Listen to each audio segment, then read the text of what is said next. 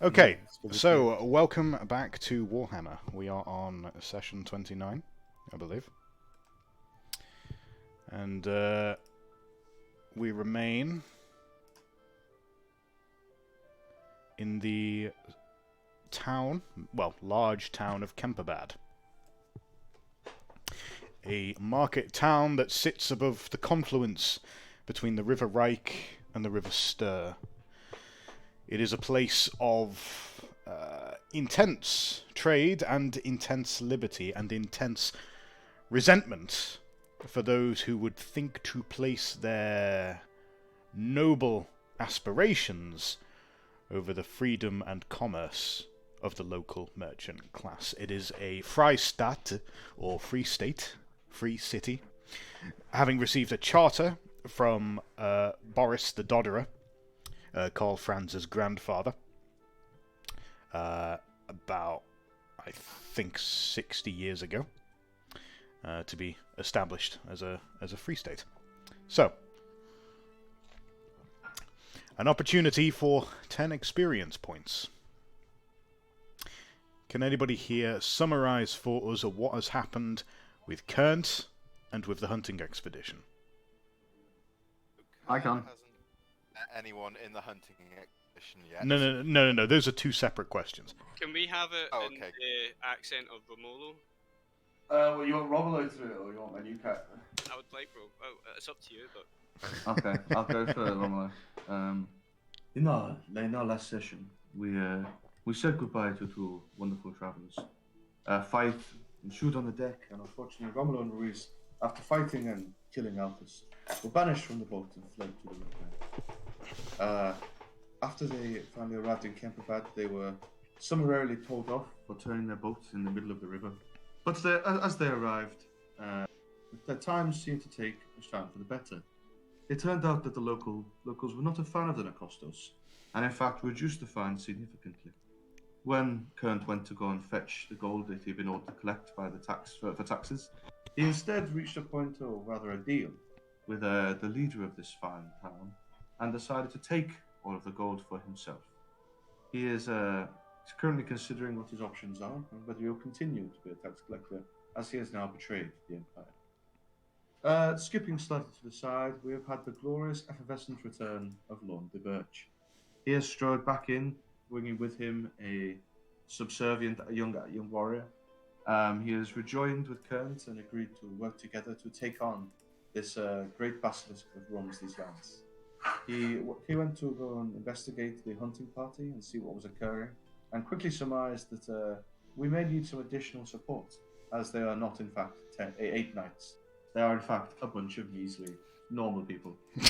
At this point, he was introduced to two new characters, Jan, who seemed to be only there to watch from the background, and Brother Karen of Wolfenberg, who seems to be a warrior priest of Sigmar. Although they are diametrically opposed in terms of religion, their religions themselves are strangely similar, both loving people and wanting to destroy monsters. And that's what happened on Glee. Thank you very much for that summary of last episode of Glee. Give yourself 10 XP for Karen. Well, I'd like to say I can't for life remember what happened with Antarius, so I don't know if I deserve it. So I believe trading. I went trading. Yeah, that's basically all that he got up to. He met with Leopold Switzen, who also, incidentally, was the same merchant that Kernt met with. Yep. Yeah, so you both met the same person. And the pair of you were also invited to a party that night. There was due to be taking place... It was due to be taking place at Switzen's estate, and indeed no nobles need apply. I got like 47 gold crowns because I sold like our entire stock of shipment, and then I got 2 jobs for us to do if we decide to take them for like a total of 18 gold crowns. Yeah. I think where we left off, I was reconvening where basically everyone is at. Yeah.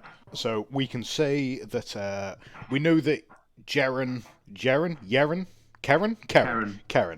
We know that Karen and Jan and Lorne had been talking to Klaus Jaeger, the huntsman who had come with them from the village that you'd come from. I can't remember the name of it. Where that woman was, who was a mutant and so forth. And Klaus revealed that he himself had also met this mysterious Atelka Hertzen, the woman supposedly responsible for the mysterious Red Crown, the cult that has been kidnapping or enticing innocent people to come and join them in the forests of the Reichwald. The group now reconvenes in the estate of the River Warden Captain of Kemperbad, who has graciously vacated his entire premises, including all of his staff, to make sure that you and your large crew of 20 have enough room to enjoy your stay. I didn't think we got him to vacate the entire thing. Jesus. Where he is sleeping, none can say. Maybe he has a bedroll in his office. Nevertheless, the influence of House Bildhofen clearly reaches far, even among this supposedly libertine settlement. Although how far that will extend to other, perhaps more ambitious individuals, who can say? It is late evening, getting on towards 7 o'clock, and there is an opportunity to discuss with each other your findings before the morning comes, and bringing with it a hunt for a basilisk. Well, I'm uncertain what was happening with Jan and Karen, because I think we left them kind of walking back into the town. So I don't know if we've got any acceptance. I don't to see any join you reason why guys, or- Lorne would not have invited you to join them. Okay. Also, I thought we left it early afternoon at that point. We left those three. Yeah, well, some time has passed, as various people have been doing various things. Yeah. The alleged party for Kernt is at 9 p.m. Antorius isn't aware of this yet, of course.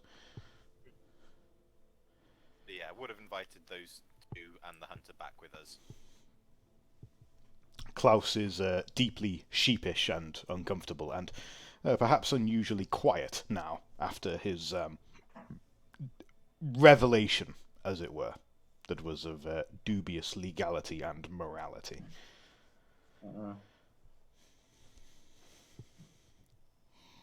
Well, it is good to return here. As I do like towns. as the group arrives back at the River Warden's estate, Godric Fellhauser makes his way over and nods his head as you all come in. Bloody nice place, this. Really comfy. He's got a lot of trappings in here. It's really nice. Look at the size of that clock, he says, pointing at a large grandfather clock in the middle of the lobby.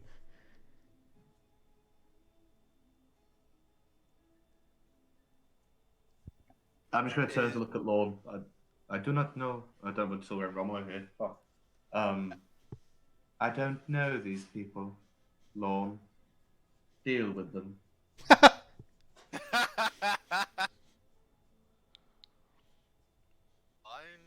appreciate the luxury you're enjoying at the moment.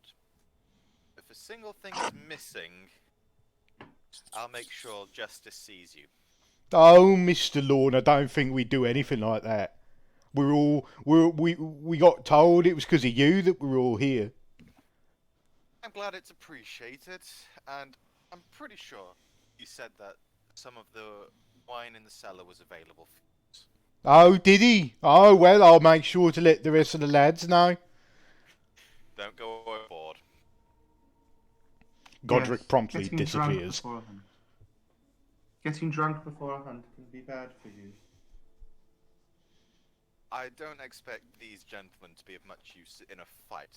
They're more the type that'd be helpful with any manual labour. Ah, but we can all be brothers under Sigmar, my friend. Well, Lorne, it's been a long time no see, hasn't it? Says... Wait, no, I don't think Renate's met you, has she? Nope, No, she's not. No, okay, so she kind of introduces herself as Renate.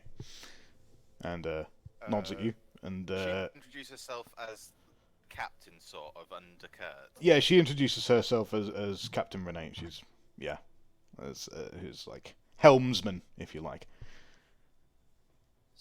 Actually, navigator Evening. or first man. I Navigator. mean, she's Yeah. the one that passed the captaincy exam, isn't she? It's she always introduces herself as the captain, and then Kern always tells everyone that she's not really the captain. So seeing as Kurt hasn't actually contradicted her at this point because he's not about. Ah, Captain, a pleasure to meet you. Yes. Did you know I've passed my exam? So I've heard, apparently. Please ensure that your men respect the establishment that we are in, or I will hold you personally responsible. Oh, that's a bit downheartening. Well, I'm sure everything will turn out just fine. We're not due to stay here for I'm too sure long, it I don't will think. as well. We're meant to be making our way south to Grissenwald. Grissenwald, Yes, you say? I will be joining with you shortly after dealing with my business here. If Kurt hasn't told you yet, he owes me a favour, and I've roped him into my task here. Well, I think Kent is upstairs if you wanted to talk to him. I will gesture to my new friends to come and meet Kurt, and hope Antarius is about. Who is this current Lorne? He's a sketchy fella, but he appears to be embroiled somehow, and his survival is required to prevent tragedy elsewhere. I do not know how or why him. Lorne's words make very little sense. I see. and who has given you these orders, Lorne? Your, I don't want to be The called. lady has your lord? Or... given me glimpses. Ah, so your false religion still plays true. I'm just going to start walking up the stairs.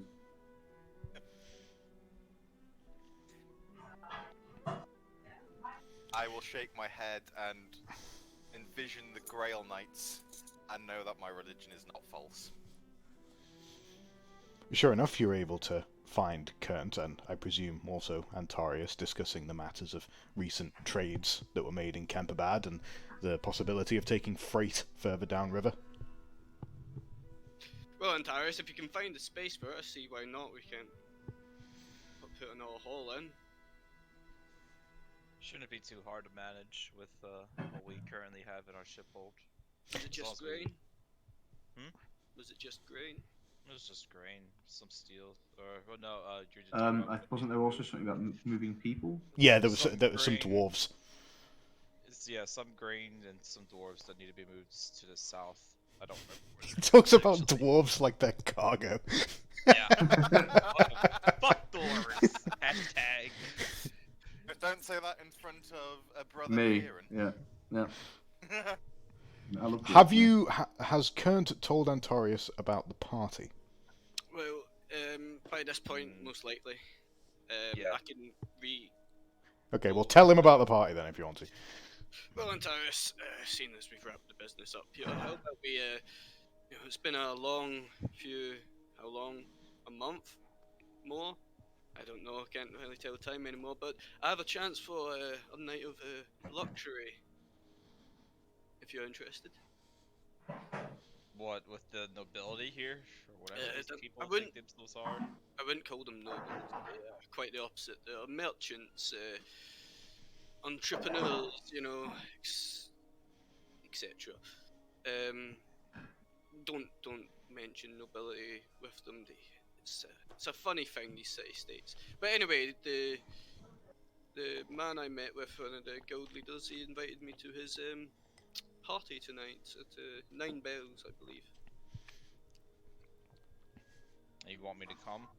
I would appreciate it. I would like someone that's more learned than myself to, give the illusion of uplifting me. I suppose I could help out with that. Come on, it's hardly a favour. Anyway, you get a night of wine, women, and music. Come on. Especially with you being an elf and all. These aren't nobles. They don't really hold much of a grudge, I'd say. They're more interested in your wealth. What wealth? I don't know, you tell me. You seem to know plenty. I don't know. How old are you? 300 years? How much coin is that? I'd rather not talk about my age right now, current.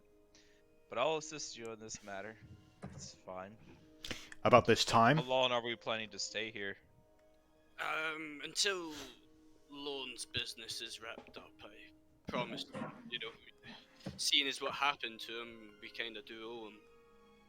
it's about this time that Lorne walks in, followed by Brother Karen, and I assume Jan von Hess, who hasn't really said anything yet. Yeah, I'm here. Kern, allow you to these acquaintance. They'll be helping us with our task. That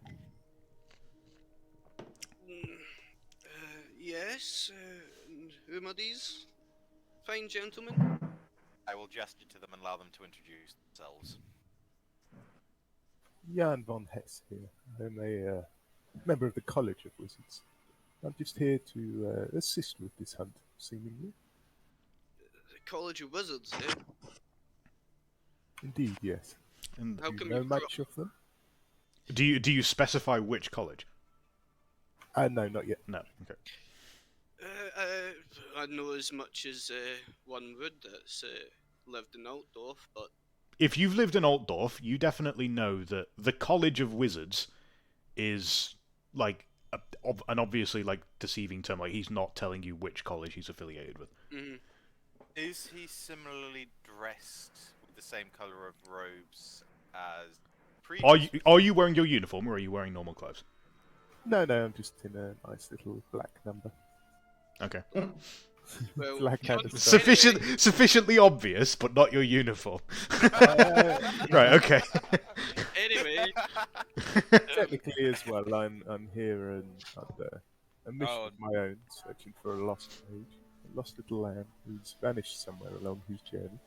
a missing colleague, eh? Indeed, yes. Well, I hope your hunt proves fruitful. Wish I could help, but who's this fine? Would I be That's rather mistaken? suspicious. I haven't given you a name or said that I believe he's dead. Pardon? Well, I have given you no information, and you are telling me that you cannot help me. So usually when people are, asking for someone, they look for help. Anyway, What happened to that grey wizard you were travelling with a few months back? oh, was he a grey wizard? I thought he was just some hermit. What did happen to him? The He left Kraken off. took him. He got tentacled. He got eaten by a kraken. Oh, Yeah. yes. Bog octopus, wasn't it? Yeah, bog octopus. Yeah. I see. When was this? A day, 2 ago? 3 Wasn't days it about ago. a week ago? No, it was about 3 days ago. Yeah, it was about 3 days ago. Yeah. Took us 2 days to get here, and like before when we were still dealing with the investigation or whatever, so it's been about 3 days. I'm going to take the terrifying action now of raising an eyebrow, pulling out a book, and beginning to write in it. Well, I didn't know he was a bloody mage, but anyway, see. Kant, was it? How do you spell that? None of your bloody business. Okay, I'll take a guess. Schieffer, captain of the Barabelli? I thought the captain was downstairs. Oh no, she technically she is a captain, but I own the majority share. Of the She's business, a like, captain, but he's the captain. Aye. So she's the captain, but you're the owner, and Her official title is navigator or first mate. Very good. So, Kant Schieffer, who is in charge of this operation? Captain Kern Schneifer of the Bogenhopper. Bogenhofer, yes. What was his name again? Erwin de Block or something? Or in block. Owen Block, yes. Mm-hmm. You can- So, you you can did write know down- him. Interesting. Why Yes. did you lie about it, I wonder? Because I didn't know he was a bloody mage. Anyway, Did he perform any magic in your time together? why But isn't that forbidden? Are you asking or telling? I, that's what I believe it was, but I saw no magic from him, no. I see. Well, anyway, your man's dead. Kraken got him 3 days back. I see. So then, We can go up river. I think we fucking hurt the beast something awful, so he might have spat something up. it's okay, Ken. It's okay. I have one more question. How did he go about abducting the son of the Emperor without magic?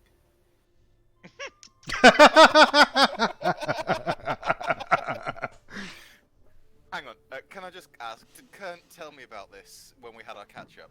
I don't believe Or so. am I- No. I don't believe so. To be fair, I've completely forgotten. Well, Kiln just blank-faced. I know you admitted the killing of the lady and blamed it all on the foreigners. Yeah, you blame that on them. Yeah. So you admitted the omitted stuff that happened with the... Well, he'd forgotten about it, so presumably he didn't tell you. Yeah, so Current just blank-faced. You did what? I didn't do anything. It was that... I don't know. I go down in my cabin one day and there's this mad lunatic and that Irwin fellow, and he's in a fright and he's saying it's the Emperor's son and he's on the ship, so... At the mention of this kidnapping of the Emperor's son, I'm kind of very slowly going to just start pulling my warhammer off my back. But then at your confusion, I'm like, at your explanation, I'm going to kind of slowly just slide it back into its holder. So if you're following this Irwin because he is some rogue criminal, then if that's the case, then well, I can tell you that he wanted to take him back to Altdorf, and there he just threw a drape over the poor soul and went into the city. Antarius, you have a clearer memory of things. Do you care to elaborate on this story? No. Chuck just nods at Antarius like. So, like, come on, man, help me out here.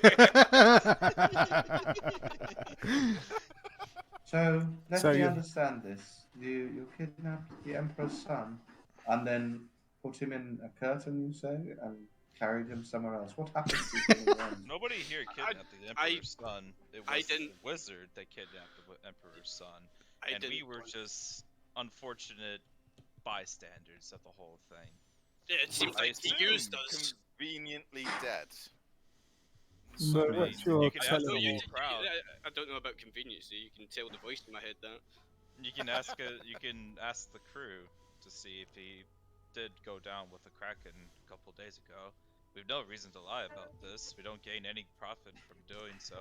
You have all struck me as very honest thus far in this conversation. But I am confused, Kurt, because I have it that a favour was done to the crew to, shall we say, return and smooth over this problem by my college. Therefore, I'm kind of curious as to your lack of memory on this. What favour was this? Oh, the Grand Wizard of my order has made sure that the prince was returned and that your part in it was smoothed over, shall we say, not mentioned. Well, that's likely to do with Irwin himself. Do you think me would enter that college? I don't even see a door in that bloody building. What building? Your college. Where is it? Have you seen it? Exactly. I've been to Altdorf. So you have seen it? I've been to Altdorf. I've said that. Oh, that's curious. You shouldn't be able to see it. How do you know where it is? Because I fucking lived in Altdorf for 10 years. Kurt, you're really digging yourself a hole here, and I don't know if I can dig you out. I'm gonna say nothing and just go back to writing notes.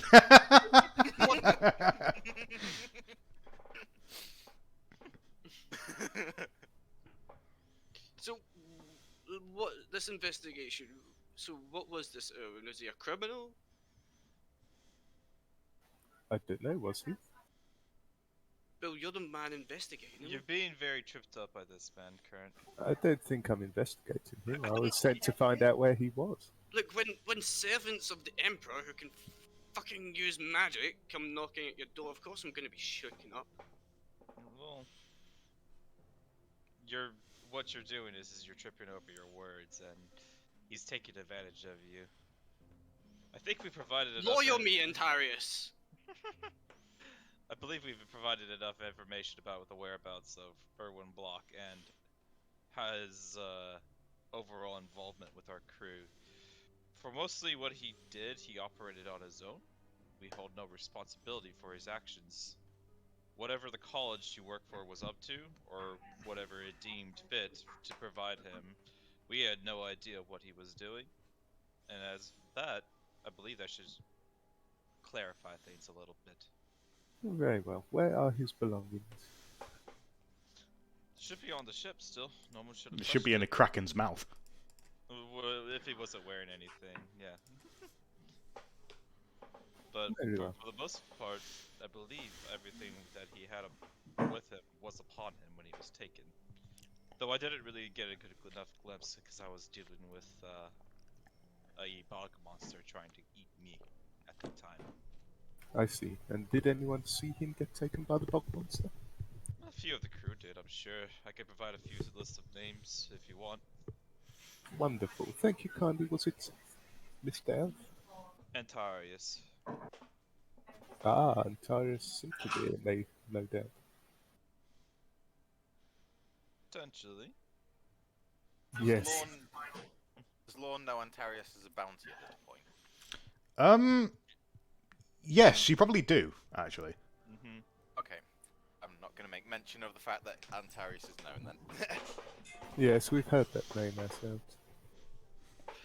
Not the only kidnapping, I understand. Very, very big misunderstanding of the current situation I find myself in. Well, it Well- seems like we're going to be talking for a while. Why don't you both, or three of you, sit down? Fortunately for you, I am not here for the purposes of law. I'm here for the purposes of simply reporting. Moving on then. This is, and I gesture to Kieran. Hello, I'm Brother Karen of Wolfenberg. I'm here to kill this basilisk. It is lovely to meet you. Have you heard about our Lord and Savior Sigmar?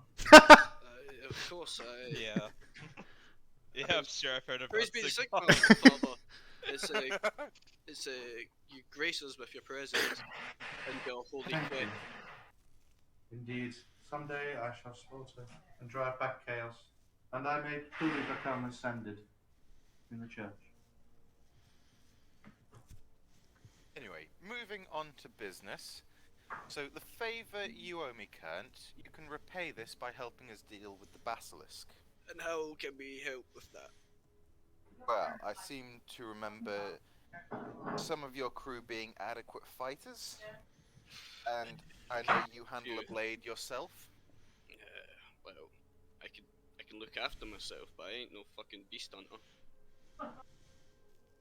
And then you've also got crew that can help carry weapons and equipment.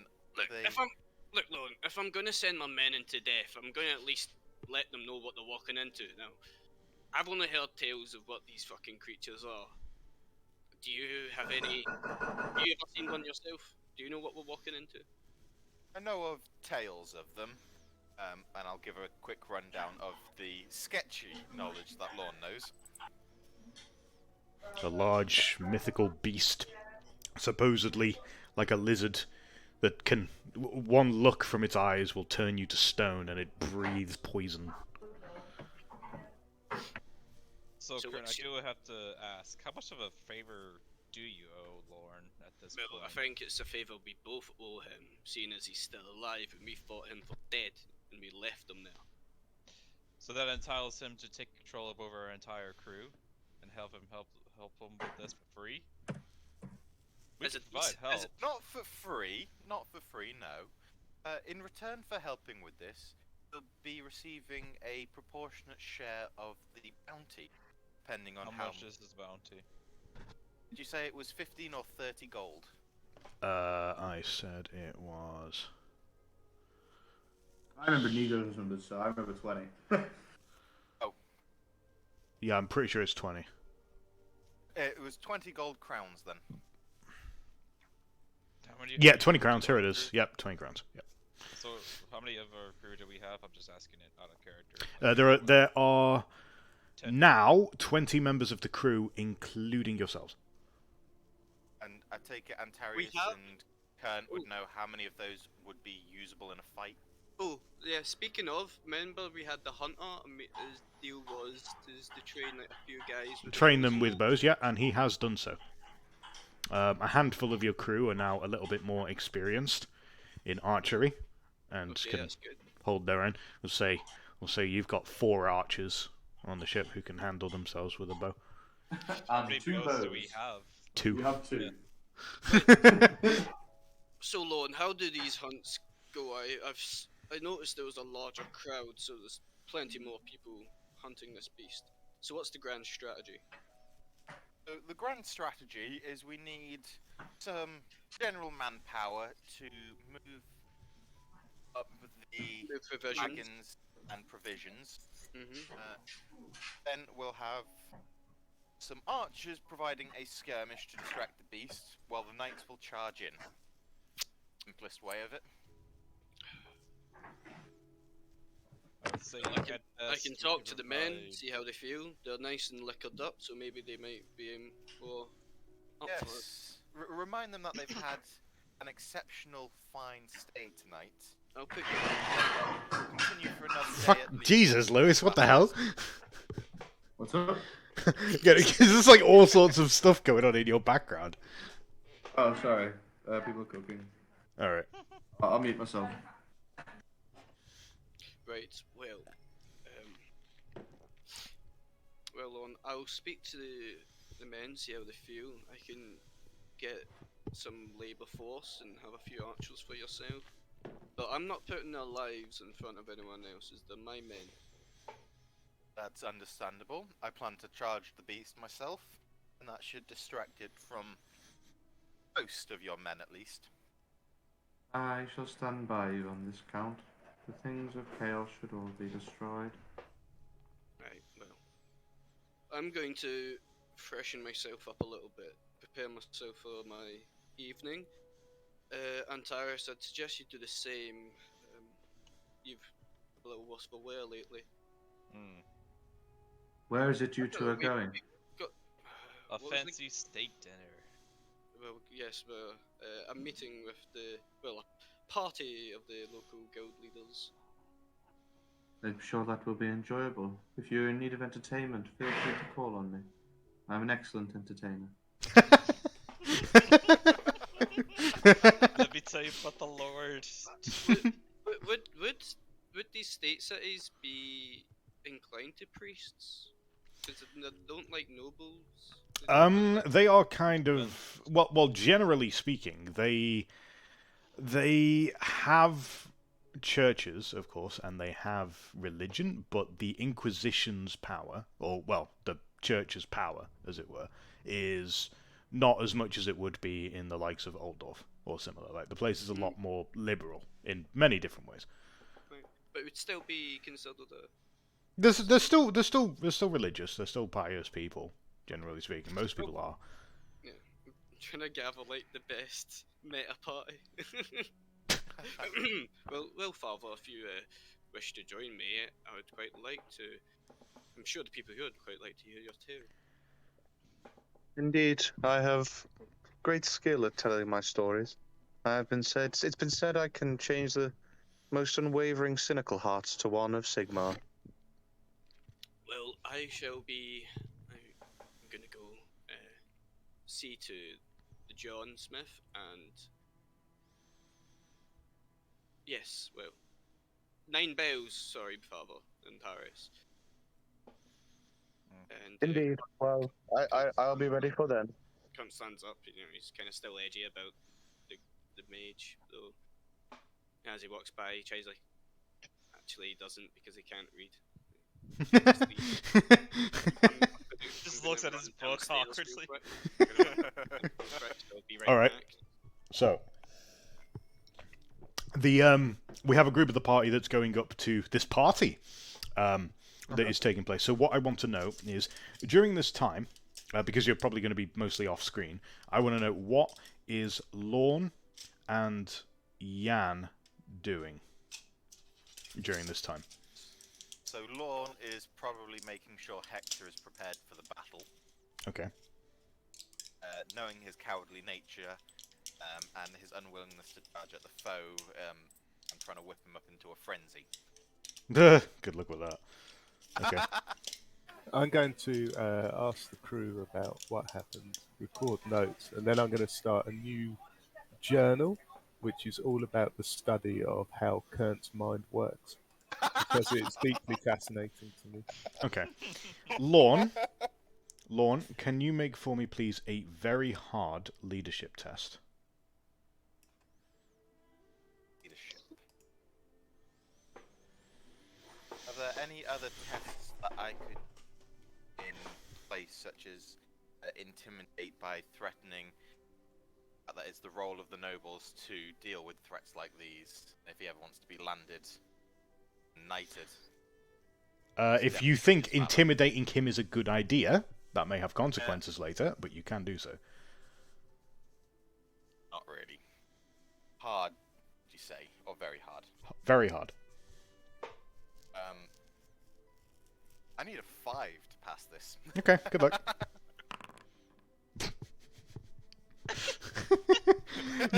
your attempt to instill some sense of manliness or courage or anything closely resembling a willingness to fight in young Hector Sal Bildhofen ends miserably in failure as he actively starts crying as you start trying to encourage him to take up arms and fight the evil of chaos. And he says that he hates you because you've taken him away from his home and he really liked it there and it was great, and now he has to follow you around in this stupid, ugly place all the time. And his boots are wet and muddy, and he's not been happy, and he's been getting bad food for weeks, and he hates you, and then he slams the door.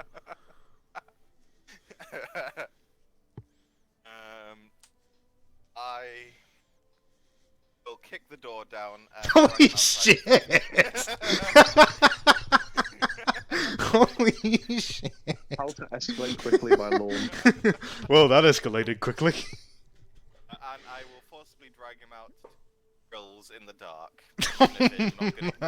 Even if I'm not going to get him fighting the basilisk, I'm going to bloody well make sure he's trained.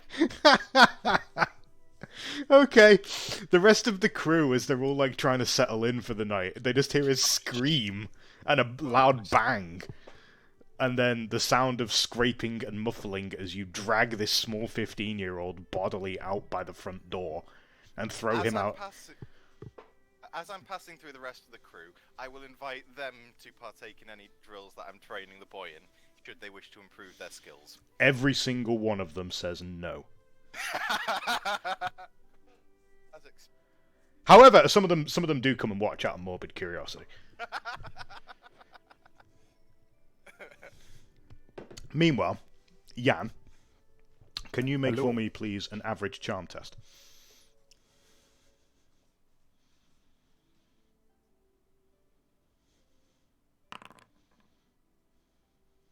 Okay. So you start mingling among the crew, start asking a few questions. Fortunately, a lot of them are already quite liquored up, so it's not too difficult to get some interesting information out of them. You learn a little bit more about the events behind the kidnapping of the Emperor's son, Luitpold, I think he was called? No. Can't remember his name off the top of my head. We'll get back to you on that one. His lunatic son that got kidnapped. You find out that, yeah, apparently Erwin used some kind of magical trickery in order to do so. You find out that apparently Erwin had joined the company in a town called Bogenhafen, as he'd been hired as a mercenary.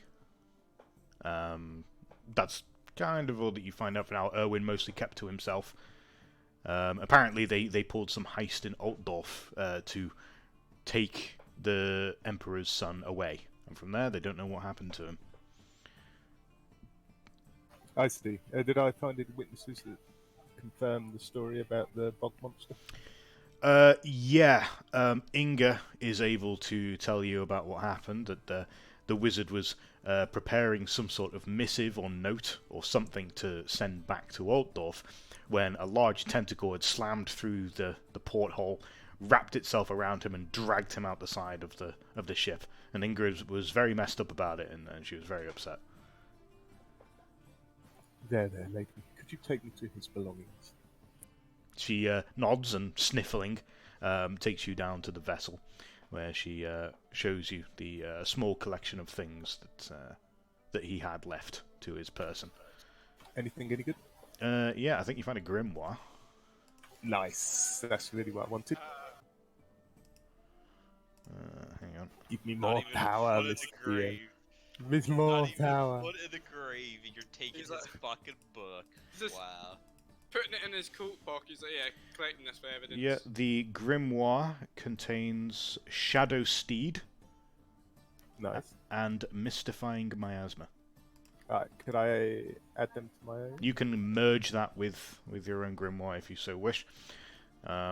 You also find details of... let me check my notes here.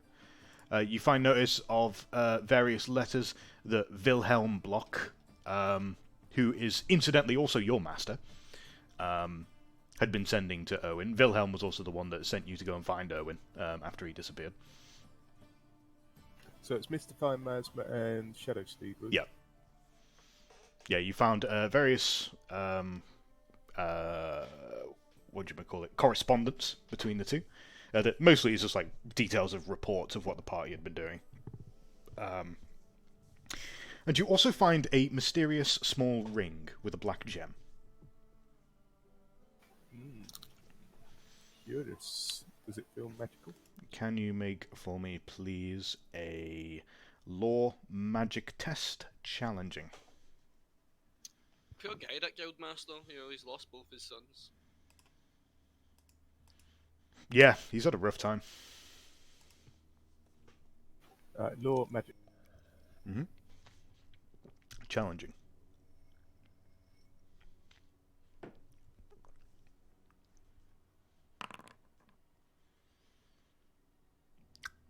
Okay. I am. You bring your second sight to bear upon the strange artifact. You can see it is definitely infused with some sort of magical essence. The wind of Ulgu flows inside it. You're not entirely sure what to make of it, what the potential powers of this thing could be, but you know that there is some sort of strong magical charge stored inside the gem. Ogul is Shadow, right? That's right. It's probably fine. I'll just slip it on. Okay. You do something. You feel no immediate change. Okay. Yeah, we've, I think, pillaged him enough and degraded his memory. That's about that. I'll get back. I'll basically take over his room, make it my own, and I'm going to start my... I'm just basically going to write about everything I see about this crew. I find them fascinating. Okay, you start going full on Dr. Freud on the entire crew. Meanwhile, Antarius, Karen, and Kernt, Kernt has set out to find some clothes. What's your budget? Yeah. Well, I can't get some money, so I've got at total I've got 19 crowns. And Alright. 16 What's your shillings. budget? My budget would I probably want to spend at least. I'm guessing 10 crowns is enough to have good clothes. Alright, okay. You come along with Antarius and Karen, and make your way out. And you briefly take a stop by a tailor. There's Antarius, I think you're wearing like high silver clothes, if I am not mistaken. Correct. So like yeah, I have you're like fine clothing on. Yeah, you look okay. Like your clothes are probably a bit on the old side by this point. Probably a bit messed up. But yeah, you go in. Kern finds this tailor, which is full of all sorts of gaudy Renaissance clothes with frills and like velvet and plush and like stockings and all that good shit, right? With gold buckles on the shoes, like and big, very big feathery hats, like enormous hats. And Kern, you're able to find something in your size that's like this very charming rouge red. And the tailor finishes measuring you up and nods and says, "It'll only be 20 minutes to make the necessary adjustments, sir. That'll put you back 7 crowns. Is that acceptable, sir?" And does this attire come with a pair of matching shoes? Of course, sir. Of course, absolutely. Entirely complimentary with the cost. May I see these shoes? Naturally, sir. Of course. He makes his way over to a glass cabinet and unclicks it and reveals 2 polished to perfection shoes that are made out of this Swede leather that is very dark black with these nice golden buckles that you can see your own face in quite clearly. Are they pointed? Yes, they're pointy. How pointy? They curl up at the end. Good, right? Yeah. They'll do fantastic. 20 minutes, you say? Yes, sir. 7 crowns. Right. Well, here, take the 7 crowns, and here's a few more extra. I give them 5 extra shillings. Here's something else for just the haste of your art. Of course, sir. At once. Right away. Yes. Please excuse me, my lord. He promptly makes his way back into the rear of the shop, taking the clothes and the shoes with him.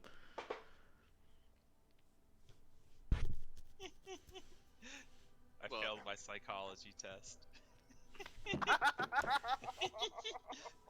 like every person I run into, I have to like roll this shit basically now. Well, Antarius, how about yourself? Have anything caught your eye? Person has terrible taste with over-frillless, gaudy clothes. I don't want to be here. This is awful. well, no, be kind, Antarius. We humans haven't had much time to refine our tastes. Well then, if it's so terrible, why don't you pick the least terrible suit in this room and wear that? There is a very, very quiet tailor's assistant in the room who had been very calmly minding his own business. And as Antarius goes on his rant about how awful the clothes are in here, you can just quietly hear the sound of sobbing behind a rack of clothes. I snap my fingers at the assistant. I tell him, "Come here, boy. Come here, you little human." You little human. The young man who can't be older than 18. He comes shuffling out from behind the clothes, looking quite upset. Cunt's quite shocked, you know. He just thinks this is how Antarius acts when he's in his proper, habitat. I need something that will make me look presentable. Do you still understand the word presentable? Find me something good right now. I don't really know what elves like to wear. Really? Okay. I'll find something. I'll find something. I'm sorry, sir. I'm sorry. He immediately scarpers. Look what you've done to him. He's in a fit of hysterics now. Maybe he'll grow a spine after. I was talking about you, Antarius. I know. Your friend is quite easily enraged, is he not? Oh, is he? Sorry, Father. I forgot you're there. You're rather quiet. Well, that is unfortunately because of cooking. Okay, so I won't be as bitter. Soon enough, this young man returns carrying a hot pink coat, a bleached linen shirt with black buttons, a pink bow tie, and some tall riding boots. Has it got some nice dark black hemming on it? Yeah, yeah. He didn't bring any trousers. Antares. Oh, he's I'm he's like- brought some black trousers as well. I like the idea of like in his mind. It's elves just- don't wear just- trousers. It's just a long skirt. Antares, if you swap those trousers out with a matching bleached pair, that would be the attire. He'd look like a fucking flamingo. I'm like frowning heavily as he breathes this pink, disgusting. Yeah, like this is exactly what I'm imagining. Honestly, it's just like this pink, like tux and like black pants. Yep. And I'm just like, child, you must really learn some taste. Get me something. This is the latest fashion here, sir. In another world, El Cisador is getting out his wallet. Get me something dark blue. Yes, yes, sir. Dark blue at once. Dark blue went out of fashion 2 years ago. Are you sure? I don't care. Okay. He runs off again. Soon enough, the other tailor returns, carrying the rouge red doublet that he'd been preparing for Kernt, complete with some white stockings and a very large feathery hat and some nice dark boots, dark shoes rather. Just this way, sir. I'll take you into the dressing room. Yes. Now, do you have an assistant, sir? You may require one to release the back of the shirt and the doublet afterwards. You see, it laces up at the back, you see. No, I don't, but I'm sure I would expect it's... We can get Renee to help you out with it. It's fine. Renate's back at the Harbour Master. I thought this man was your servant, he says, gesturing to Karen. Oh, no, this is a priest of Sigma. Oh, I would like to point out, by the way, I'm 6'8". I'm absolutely huge, carrying a warhammer. Like, Yeah, sounds about right. Plate as well. Your manservant, yes? Oh, he's a priest of Sigma. Oh. Are you here for cloves? He is no, indeed. my robes will carry me. I love that he's like this absolute fucking unit, and he talks like He's this. Walks like a little bear. He's Well- a very nice, gentle boy. Well, how about your tailor boy helping me out here? Are you going to an occasion, sir?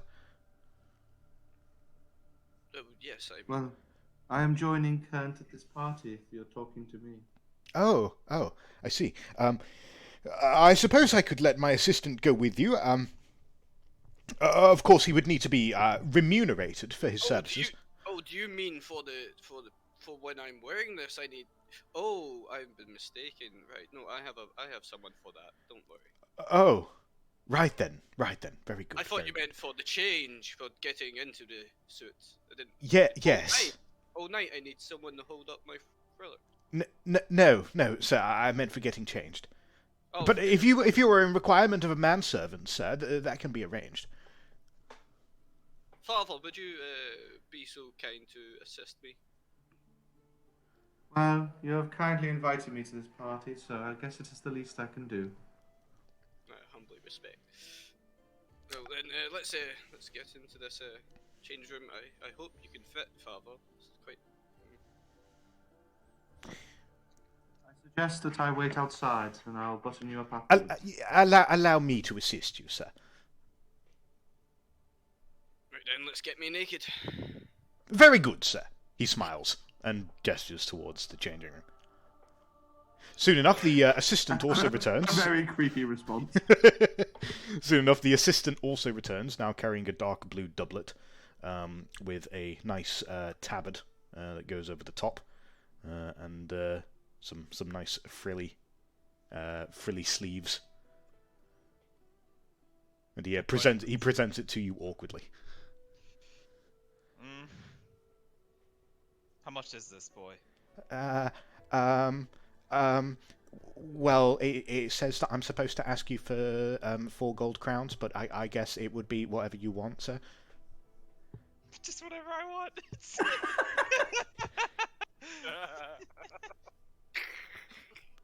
It went out of style. 2 years ago, didn't it? Why was this even worth a single gold crown? I'm sorry, sir. Well, I think I would get in trouble with my manager if I changed the price.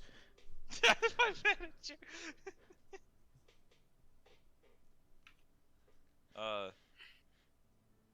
I hand him 1 gold crown. He takes it and nods. I understand, sir. If he You're a gives you dick. trouble, you bring him to me. Oh. Okay. I'll straighten him right out for you, child. You understand? Can you make a difficult perception test related to scent, please? Sense, smell. That. Oh, wow. No, he can't.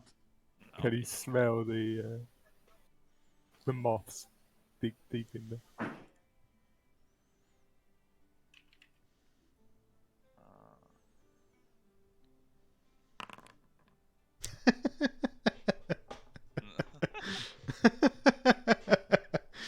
It's oh, it's no, funny. does it have like? That's really funny. You you lean in towards the clothing and you give it a few sniffs, and then you realize that it smells vaguely of urine underneath all the perfume. Nice. Is it wet at all, or is it just It's like, not wet. It's not wet. It just smells like piss. It smells like pee.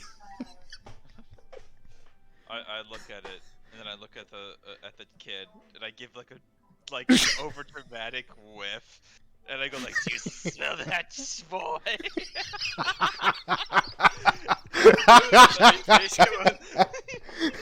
And then you realize where the smell of pee is coming from. It's not the coat.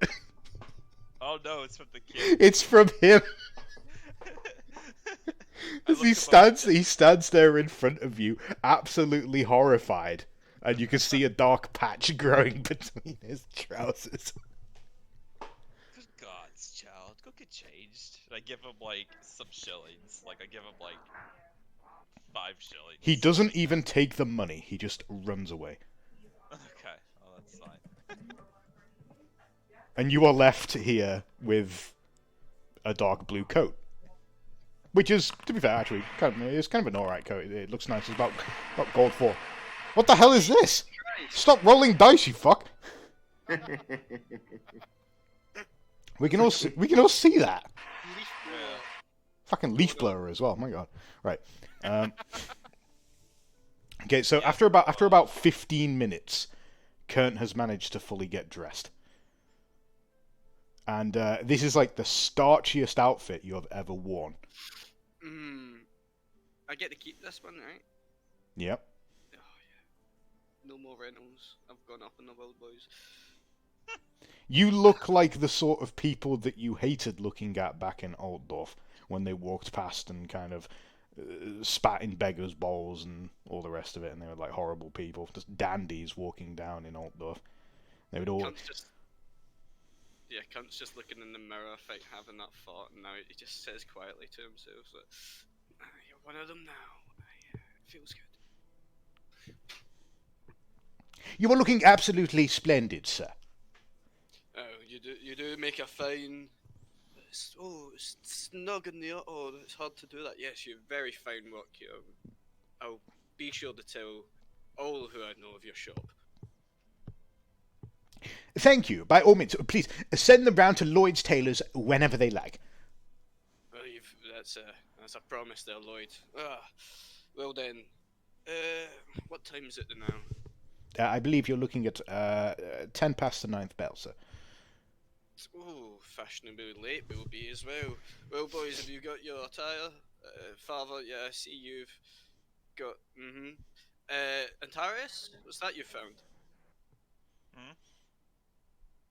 Have you dressed yet? Yeah, I probably would have dressed. Is that what you're wearing? You're wearing the blue coat. Yeah. What are you doing about the extra arm? What do you mean? Oh well, no. I guess you're only missing a hand, not an arm. Yeah. I'm only missing a hand, but like Yeah. my left arm is broken right now. Perhaps So you got it in a sling or something. Yeah. perhaps a glove or something. it's just dislocated. I don't got it in the sleeve. I'm just letting it hang a little loose. Fair enough. Or actually, no, it's actually not dislocated. They fixed it, but I just can't use it as well. That's what the thing is. Why don't we get you a nice pair of gloves to hide that stump? Why? You You don't want to scare the nobility? Yes. That'll be fine. People seem handless all the time. Fine. It is a warrior's wound, it's true. Right. You're true about that. If we're all ready, I think we should. Soon enough, the group departs Lloyd's Tailors, making your way further up the cobbled street. A few carriages pass you by, and then sure enough, you're getting closer to the Luitpold, the Switzer estate, which is a large townhouse near the top of the cliff. And you can hear the distant sound of thumping drums and droning trumpets and various other instruments and guitars, lyres and so forth. And, it sounds like they're already getting well underway. Well, I guess we take the cleanest way up, avoiding any puddles and carriages. Soon enough, you arrive, and you see that there is a butler stood outside the door, wearing a mask. It is like one of these typical, use Venetian opera masks. Is this a masquerade party? You were not told this. Oh, how far is it from the who had my mask? Antarius. Your fucking snake mask. Antarius. I gave it to Antarius. He did actually. So yeah, I give that back to Kern, and I just go maskless because it doesn't matter for me because I'm gonna be fucking elf. Everyone can fucking see me. Sometimes they may provide. I hope they provide. But anyway, Cunt puts on his snake mask. Surely he looks like the most taller guy right now. Actually, it kind of suits. And yeah, burgundy with a yes. Well, well, gentlemen, I was not told about this uniform. Well, I'm sure we'll make do. Let's proceed, shall we? As you make your way over, the butler bows before you and looking you over for a moment. It doesn't take a second. He doesn't need to ask. He just slides the door open, revealing within a large, crowded dancing hall full of various people carousing. Clearly all wealthy. Everyone here looks like they're from some sort of gold status of some description. I frown a lot. I'm just looking at all these people and I'm just very angry. Though, of course, there's no, insignias of nobility or sigils of houses. It's all just rich entrepreneurs and merchants and capitalists. Is there no herald? No. Oh. No one introduces your arrival. Just walk in, right? Yeah, Well, you just walk in. Is there a stage? Or There is a stage. There's a stage. There is a stallion band playing. so from what Cunt can decipher, who's all kind of gathered around? Is it mostly just the merchant? As far as you could, obviously you would need to go and mingle and do some gossip tests to find out who anybody is. You've got the main floor is filled with probably somewhere around the area of 70 to 80 people are packed into this room. There's lots of noise, lots of talk, lots of music. There are various servants going around holding platters of seafood. Well, gentlemen, I believe we should try. Everybody else is wearing a mask. Except Antarius and Karen. Well, I shall go and see of those who wish to talk to those. Excuse me, sirs, says one of the servants, making his way over. After a few moments, he removes his small white mask and offers it out towards you. Antares. And another is produced and offered towards Karen. I take it, I guess, and I put it on my face. Most excellent, sir. You see, Master Sweetson is a fan of mystique and mystery. You see, every time there's a party, there's always a surprise in store. Now, most of his guests have come to expect this sort of thing. You'll see that most of them already have masks. Is this the intended surprise? Or Yes, the surprise was that the whole setup was to be masked, so that, well, nobody would know who each other are. Of course, people will know, but it's all a bit of fun, really. Yeah, we all know how these parties end. Bit of fun indeed. But Could I interest you in a cocktail, sir? well, thank you. I don't mind if I do. Soon enough, a pink cocktail is foisted on you. Am I required to put this mask on? They've given it to you. You don't have to put it on. I'm not going to put it on. All right, you stand there holding this mask.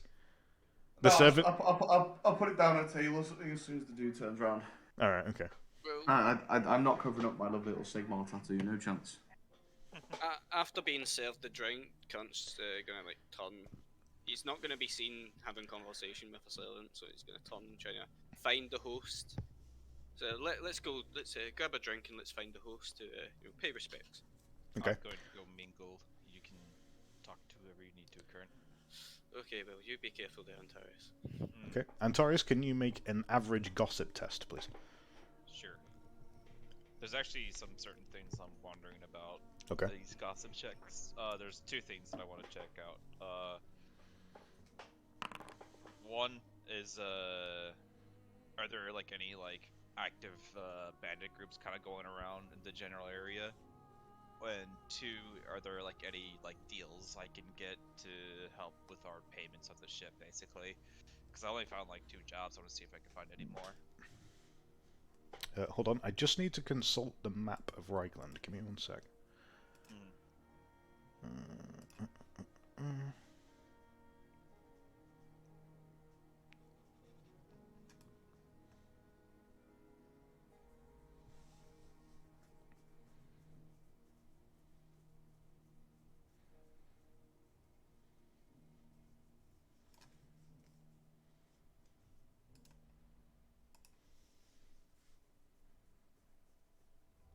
Oop, whoops. I've moved us all to the wrong map. Hang on. It is raining. Should all be back on the right map. There we go. Okay. So, yep, you Cool map. you go in and you start mingling, and soon enough, you meet with some individuals who start talking to you about the question of bandit groups, and one of the women that you're talking to mutters conspiratorially, tells you, "Yes, did you know that the Nacosta family has actually been responsible for a huge amount of crime here in Camperbad as of recent?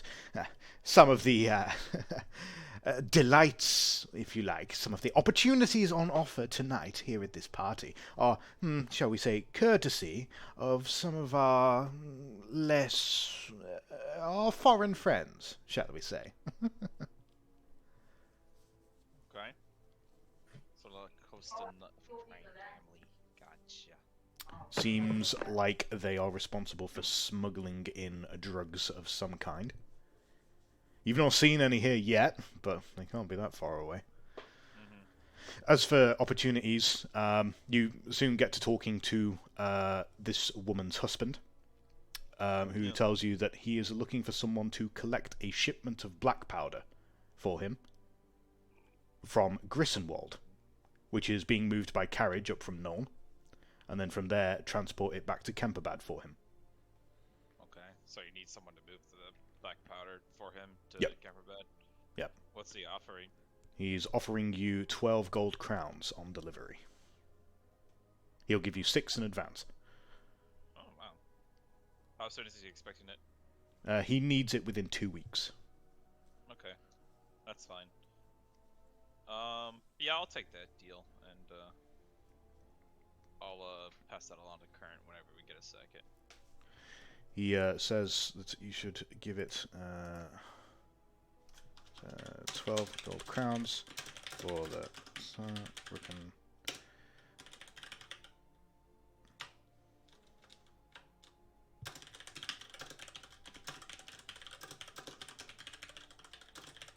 Oh, and Tarius, do you remember there's another barrel of black powder in the barrel belly? Is there? Not Sturgar, sorry. Grissenwald. Grissenwald, yeah. There you go. Right. I would like to find just- some influential people and regale them with my stories of Sigmar. Is the map just meant to be the picture? Yeah, it's just a picture at the moment, yeah. It's just an aesthetic of Kemperbad. Yeah, okay, so, Karen, can you make for me a difficult charm test?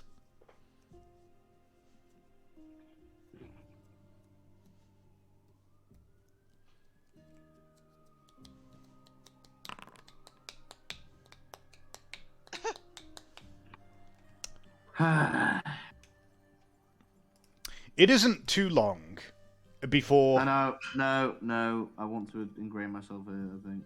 Okay. There we go, that'll fucking do. You didn't even like how that sentence started, did you? Yeah, I was just like, it isn't long, I was like, no. I was thinking about it, I was like, nope, I'm out. I'm getting kicked out of this party. Okay, so you start making your way among the various groups, and you listen in on some of their conversations, try to find a way to interject yourself smoothly with the word of the Lord.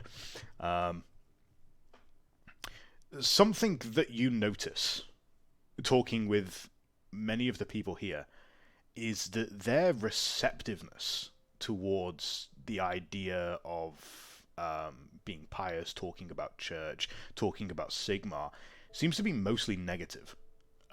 People don't react to you very positively. They kind of give you this kind of ugh response, and mostly disinterested in the topics that you have to say.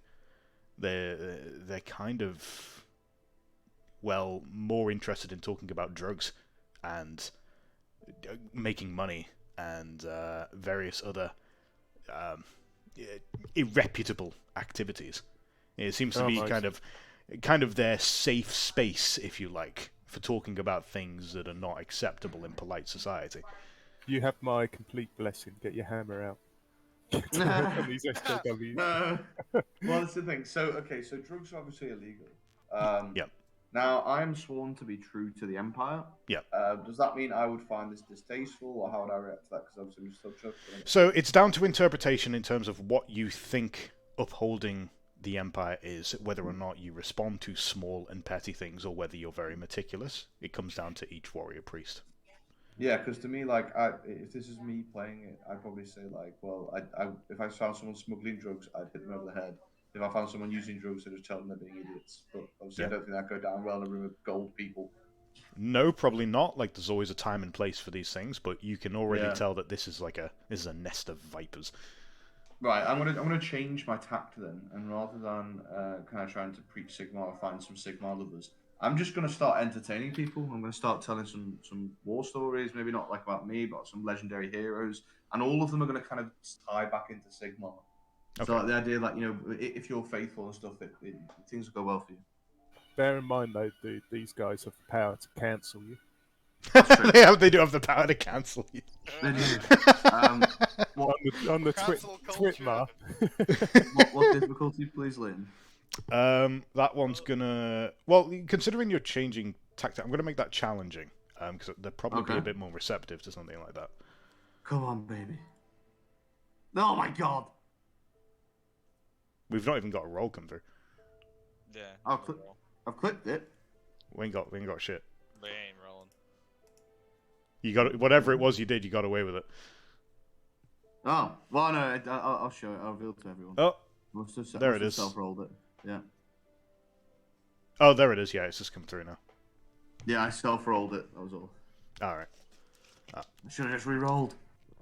Appreciate your honesty. Yeah. Soon enough, Yeah, I fucked that. soon enough, you're telling these stories, and it seems like even now, like they don't want to talk about war. They don't want to talk about heroes. That's not their thing. They're more into like smooth talkers and funny stories of clever, witty people. Like that charming Estalian rogue that I've heard so much about. They're not into this. And something that happens is, Kern, as you're making your way through the crowd, you're approached by a large man whose frame you vaguely recognize, coming up to you in a very ostentatious gilded mask. And he's wearing a purple doublet with a cloak that's trimmed with fur. He's carrying like a small scepter. He's like got like a what you would wear if you were going to be a king at a fancy dress party, but you had a lot of money. He makes his way over and he says, "Kant, is that you? It's me, Leopold." Leopold, how could you guess? Yes, it's very good that you were able to make it. Listen, one of my servants has told me that this large gentleman over here, he came here with you?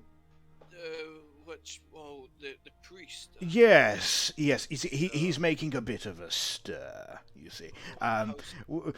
When people come to my parties, they're trying to get away from the routine of daily life, of engaging in society and having to be respectable and going to church, things like this. People aren't interested in that here. He's killing the vibe, if you get what I mean. I understand, my friend. Well, that's surprising. He was quite a quiet man when he was about my company. Maybe the wines loosened his lips. Listen, maybe I can encourage you to do something about it. Listen, if you can make sure that he just quietly leaves and isn't a problem anymore, why don't you and your friend Antarius, why don't you come and join me and my friends downstairs? We're just about to start the best part of the evening. It's for my secret club, if you like, my elect. Oh, that's quite enticing offer. I'll have a word with my friend here. Of course. I'm sure you'll be up to the task. Of course. I don't think he'll take issue with it, him being pious man as well. I'll be keeping an eye out. Just come and find me again once the priest is, elsewhere. There's a good man. Another cocktail? Don't mind if I do. Of course. Stefan, over here, please. Yep. Give the man a cocktail. Thank you. Soon enough, you're plied with another cocktail. Can I recognise I'm not drinking Kern's... the cocktail yet, though. Okay. Can I recognise Kern's snake mask? Yes. Right, before he even comes over to me, I'm going to actively stomp over to him and be like, "Yes, Kern, your friends aren't ready for me. I'm leaving." Oh, shame. Well, I'm sure our friend Lorne will enjoy your company at the dockhouse. Indeed, I heard him mention he was going to train up that boy of his. Perhaps he would be interested in facing something other than a sword. Well, yes, perhaps you can teach him something better than what those Bretonians can do. Well, they are skilled with a sword, it's true. I've spent some time there, but nonetheless, I do believe a hammer is the greatest way to any man's heart, preferably through his skull. Well, that's one way to put it. Well, I will see you tomorrow. Indeed. I'm just going to literally turn around and walk off like I do not like these dicks. Soon enough, Brother Karen sets himself back out into the streets. Into the night air. Before Kurt can find me, can I determine if there's any merchant rivalries going on in Kemperbad, or are they all pretty much in cahoots with one another? To an extent, they're mostly united by their hatred of the nobility. There is a constant struggle for them to make sure that their influence is not impeded upon by outside powers that are always looking to get a hold of Kemperbad's wealth and influence. Almost constantly, you'll hear stories from almost anyone you speak to about this noble house or that noble house trying to muscle in, sending them letters trying to impose old feudal tithes and responsibilities on Kemperbad that they really don't want any part of. You do know that apparently House Saarbrücken and House Switzen, two merchant houses in Kemperbad, have been struggling recently for a monopoly over the black powder trade coming up from Nuln. Other than that, you haven't really picked up too much about any discontent between the merchants. Everyone's got a common enemy here, and it's the nobles. Can I go talk to House Woodson real quick? Can I determine who they are? Or You know that the merchant that you got the metal off, and also the man in purple who's running the whole thing, that's Leopold Switzen. Oh, that's Leopold. Okay. So, one of the guys I just spoke to just offered me a deal, and Switzen is the guy that I was originally going to work with anyways on this shit. Yeah. Okay. So the merchant house that offered you the black powder contract, that was House Saarbrücken. Mm-hmm. And Switzen is the ones that offered me the one. The metal, yeah. Metal, right. And the dwarves. And the dwarves. Okay. I'm gonna... Alright, that's fine. I'll talk to Saarbrücken, or not Saarbrücken, Switzen later. Okay. Sure enough, Kern soon finds Antarius. Not exactly difficult, because you both know that you're wearing these ridiculous outfits. Oh, you say ridiculous. I say styling. Pimpin'. Anyway, Antarius. Reichland drip. Reichland drip.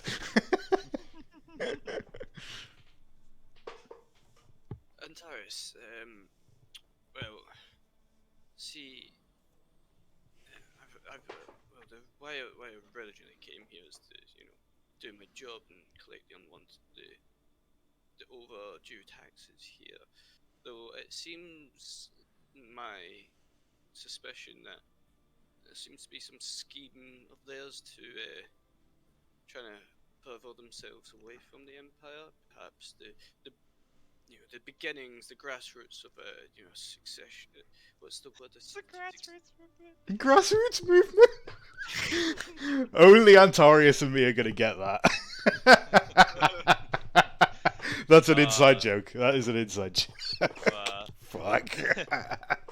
Sorry. That's an EFU thing. That just cracks me up. Fuck. Antarius is definitely like, yeah, I'm starting to notice that there is a lot of discontent with the ability here in Kemperbad. Is this normal for you humans, or what? It's a way of affairs in these state cities. You see. Oh, by the way, just something to make clear, Antarius, as far as your prejudice is concerned, you only need to roll that test for humans that you don't know. Like, if it's someone like Kernt, you don't need to make a prejudice check because you already know him. Right. Yeah, he already hates me. Yeah. I already hate him. Yeah, so like that's why I rolled 1 when I first came into here or whatever. So okay. Yeah, it's this thing with these state cities. You give them too much liberties, they can get a bit out of control. Most of the money flows through here, you see. But anyway, we've been invited down to the lower quarters by the host himself. Now, this is an obvious ploy for them to try and get me into my good graces and not report any of my findings to my superiors. So I would ask you, you've been invited also to come with me, but, chaperone myself, because no doubt I will fall into my vexes and likely drink and say a few things I wouldn't want to. I will do my best to keep you out of trouble. That's the best I could offer. Enjoy yourself at the same time, but, Current, I am never enjoying myself around these types of people. Now let's get this done. Right, very well. I'd go off towards where, I don't know if he pointed the way or if I can find him again. I'd look to find, how to get to this lower portal. Okay, yeah, so sure enough, a servant is already like watching you and waiting for you to finish talking to Antarius. As soon as you've done so, they make their way over to you and he says, are you ready to join the elect? Oh yes, duly done. Most splendid. This is the old boys' club, if you like. The master of the house will be most pleased to have you join them. Who else is going to be down there? I asked the manservant. I'm not at liberty to say. Okay. He starts making his way down towards a small door on the side of the dancing hall. You leave the sound of revelry and laughing and drinking and everything else up above as you are taking down a small staircase down towards a study, or a converted study, if you like, that has been turned more into like I suppose what you describe as a hooker lounge, right? Like it's got like a large plush carpet, various spaces to sit, a nice fireplace. There's like a cloud of smoke lingering in the air here that smells of various narcotics. And indeed, down here you can see there are probably there are 7 people in here, 2 women, 5 men, including Leopold, who have now taken their masks off and all lounging around in this small understudy. They're all dressed in purple. Oh. Oh, Kant, Antares, come on down, Welcome to the club. Where can I get myself one of these marvelous coats of yours? Don't worry, we'll sort that out soon. Everybody, I want you to be well acquainted with our latest initiates to the club. This is Antarius. I believe he's from wherever the elves come from. And this is Kernt. He is from Altdorf. There's a loud chime of "Hello, Antarius. Hello, Kernt," from everyone else in the room. Make merry on this night, lads. By all means, yes. This is where we have the finest imports. I can see that, and I look towards the woman. The most exotic goods that money can import. Indeed. He gestures towards one of the pampered women in the room, who is obviously dressed in a suitably revealing manner, and then he leans forward, offering you one of these large pipes with smoke trailing off the end. Please, come, indulge yourself. This is worth hundreds of crowns per smoke, my friend. Where did you get this? Can't sample. Imported from the swamps to the east of Tilea. Very dangerous, you see. There are many men who give their lives to retrieve this stuff, but it is utterly sensational. I'd pass it. I'd go to move to hand it to Antarius, but I'd look to check. See if How much of a toke do you take of this stuff? Mate, I'm a fucking blazer. I'm a mad fucking trailer. What are you talking about? Are you going full on? All right.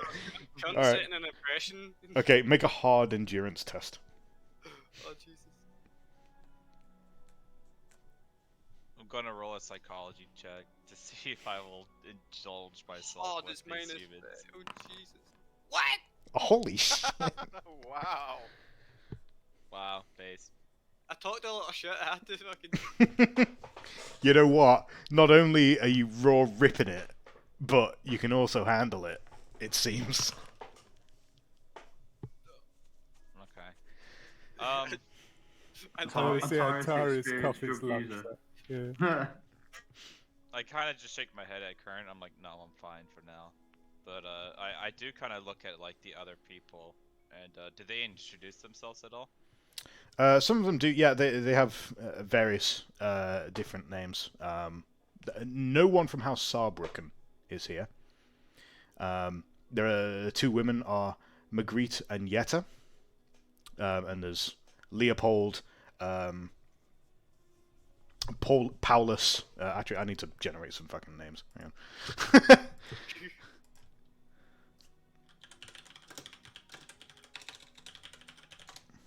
Out of character question, have we come across Leopold before, or is it just another name that's similar to one used before? Just another name that's similar to one used before. Okay. Yeah, we've never encountered this guy before. I didn't think of it, but the name sounds so familiar. Hang on.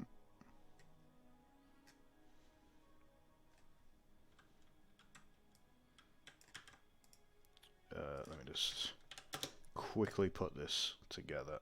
Am I wrong thinking the Emperor's called like has Leopold in his name? No, Leopold was is Oh, both. That might have been it. Leopold is Karl Franz's son, No, that's him. and also his his father as well. So his son is named after his father. You clarifying that Z old and some time shenanigans?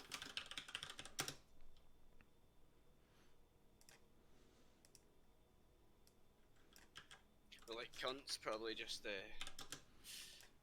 he's enjoying it now. Lightly sat himself down, found a woman. There we go. Okay, I've put the names together. Right. So the two women are called Eloi and Alberta. Don't kidnap these, Antarius. Yeah, don't kidnap these ones as well.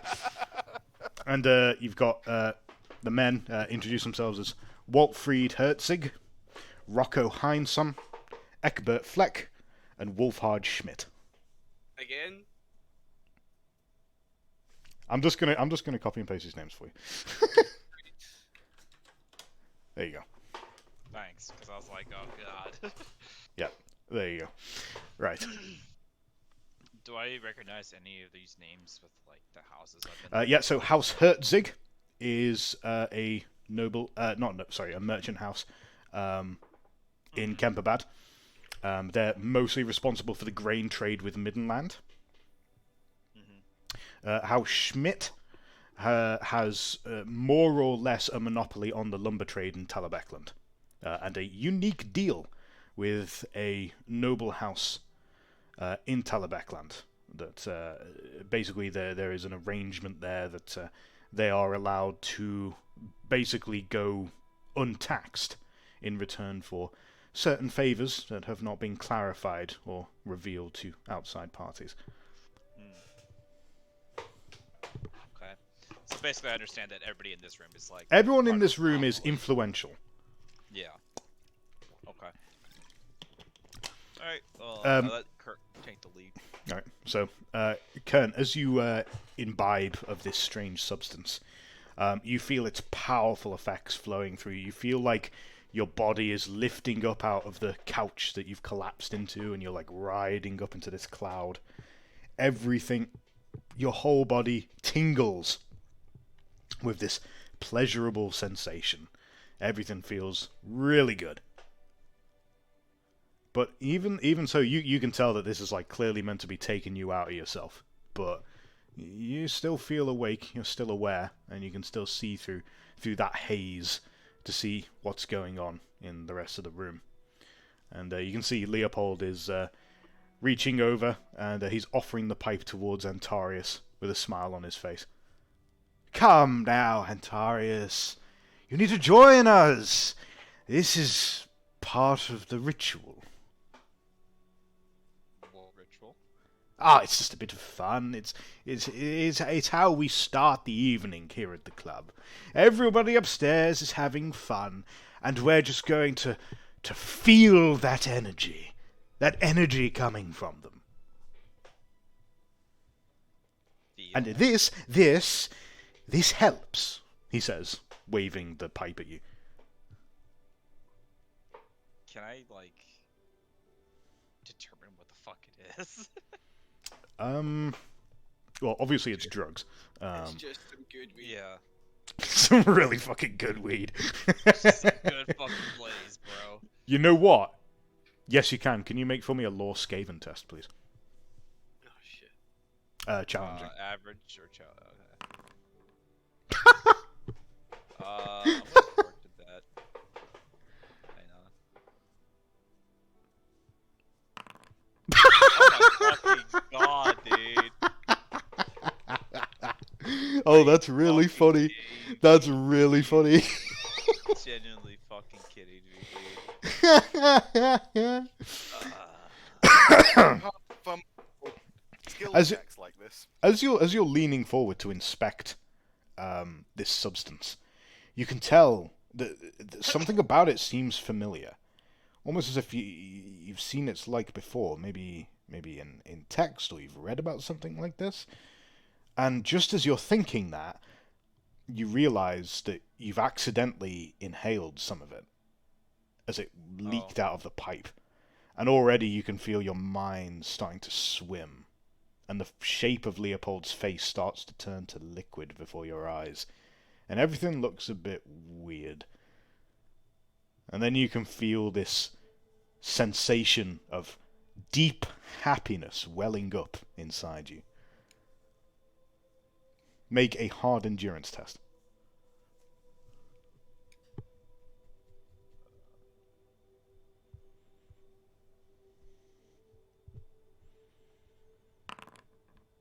Oh my god. Wow. As the pair of you sink into this strange half comatose, you're trying to fix and focus on what's going on, and your consciousness kind of slips in and out. And you can see that there are various drugs and drinks being used here, and at some point the other people in this small club start having intercourse, and you're not involved, but you can just kind of watch it happening, and you can hear like all the sounds and the sights and the feelings. Everything is just so much louder and more intense. I'm guessing by that word you don't mean talking either. No, I don't. And it's at some point the various pipes had started to coalesce, the smoke pouring from them, coming together into this cloud in the middle of the room. And you can see that it's almost as if it's starting to take on some kind of shape. But just as this is happening, Kernt kind of wakes up a little bit, and he still feels so weird, and his head's swimming, and he can hear the moans and the screams and the gasps and every other kind of noise you can imagine. But it would be so easy right now to just kick over one of these pipes and just stop it. Stop it all. You feel like that would work. Or you could just let whatever is happening happen.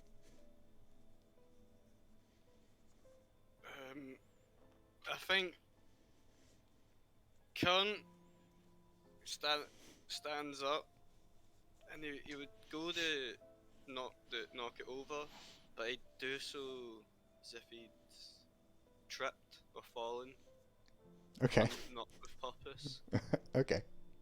Are you sure about this? They might think that you're a party pooper. You weren't there to throw that off. I don't know if he's talking about moanings and screamings of like the women, but like both. He's talking about there's a fucking sacrifice going on upstairs and we're siphoning the souls. It's hard to tell. Yeah, that's Maybe both. Can you make for me a challenging dexterity test, please?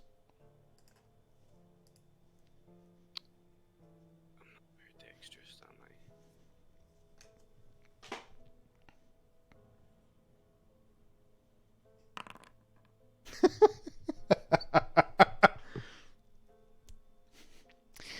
Kern feels his head swimming, and he sees this. He gets this weird feeling in his head, and suddenly he looks down and he sees that the pipe that he was looking at is like one of those old squash balls that he used to play ball with in the village.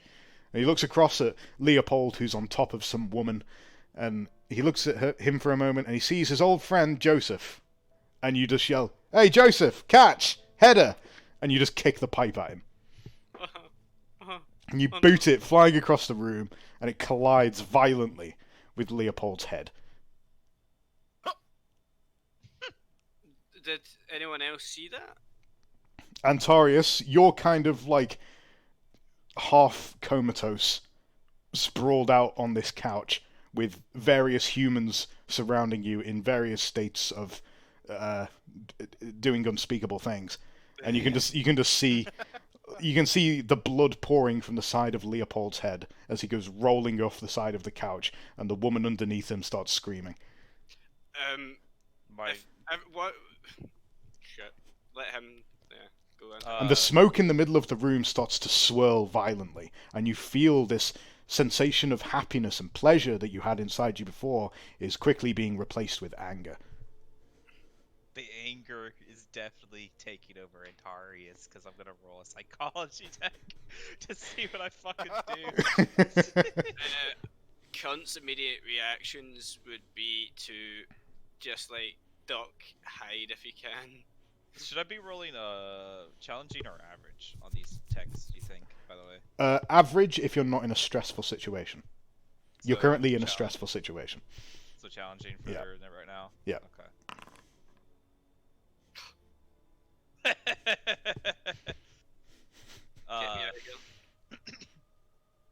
Yeah, so if I'm going, is this Southern Realms or is this just humans in general? This is Southern Realms, right? Yeah. So I can either start insulting them or I start throwing some fists. So let's As far as humans are concerned, I don't think you'd start fighting them. No, with Animosity Southern Realms, I do start fighting them. Yeah. Oh no, this isn't the Southern Realms. You're in the Empire. We're still Okay. Yeah, you're in the Empire. That's what I was asking. Like, Oh no. These aren't like Estallions. No. Yeah. So because they're humans, then I failed my psychology test. I must now immediately insult them. Go on then. And so I'm going to start being like, "You fucking morons! You're getting high with bad shit." I'm just gonna start yelling at them, basically, and going. You start screaming and ranting, and several one of them is just like, "Yeah, talk dirty to me."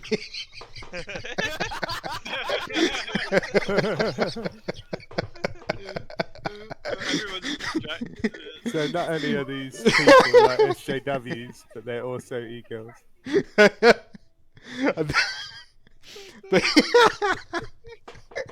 The reactions are various to your abuse, both positive and negative. Tell me more, Daddy. However, everyone is sufficiently distracted by Antarius's ranting that Kern is able to just slip out, and suddenly you find yourself climbing up the stairs. And your head is swimming and pounding and pulsing, and the sound of all of that stuff going on in the dancing hall, it sounds insane. Is it still like horrible, or is it just like It's loud. It's so loud. just like laughter or screaming? It's hard to tell. It sounds like a lot of monkeys making monkey noises. Another orgy upstairs. Let's find out. I guess cunt's going up these stairs. As you make your way upstairs and you open the door of the small chamber, you see that indeed it looks like the main door has been closed and everyone is on the floor doing it dirty. Well, It's just like a mess. Yeah, like honestly, right. it's When in Rome, cunt just strips. Oh my god. Like, Antarius ain't here to police him. I warned him. He's like, Cunt's gonna give in to his vexes. Like, come on. We're in Rome, so yeah. I don't want to go into the nasties, but yeah, Cunt just strips and Okay. gives in. Antarius, meanwhile, Yeah. you've After- sufficiently. Can you make a easy intimidate test? Yeah. Hold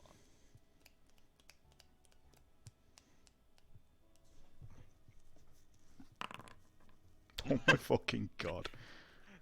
Dude, I can't roll worse shit. It's because you're high. Yeah. As you continue to go on this utter rant, one of the what's his name, Waltfried, gets up from his own couch, completely stark naked, marches over to you, a look of absolute rage in his eyes, and he says, "You have murdered the mood of this party. Get out!" I say, fine, and I start to leave. And I make my way upstairs. You know what you find upstairs.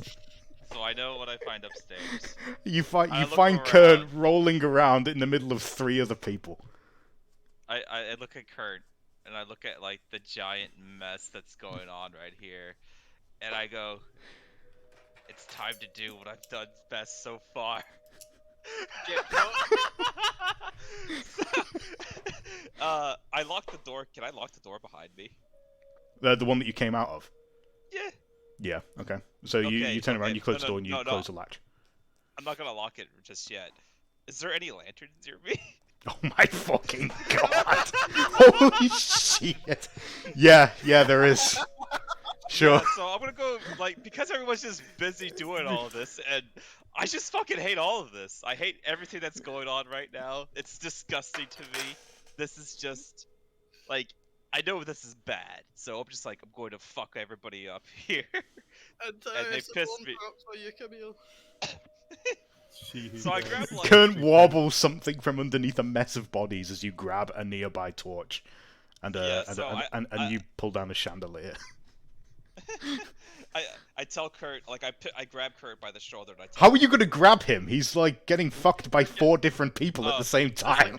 I guess. okay, well, I'm like, Kurt, just run! And I'm going to take like 3 or 4 lanterns, like as much as I can possibly carry at the moment. And I'm going to go to that door, and I'm just gonna start throwing in lanterns and shit in there. Oh And I'm just gonna, my god!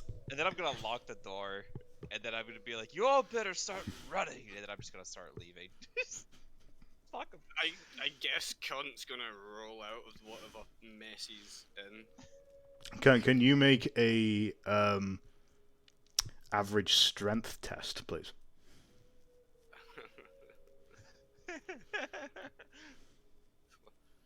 Like that. I love that Kurt just like joins in on it. Oh no, that's wrong. I meant not to do SAO shit. Just re-roll it manually. and Yeah, just re-roll it yourself manually. Yeah. What did I do? Just roll the test again. Roll the skill again, yeah.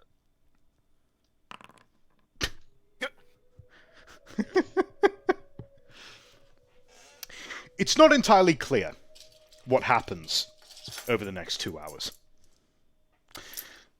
Somehow, Antarius and Kent eventually find their way back down towards the River Warden's estate.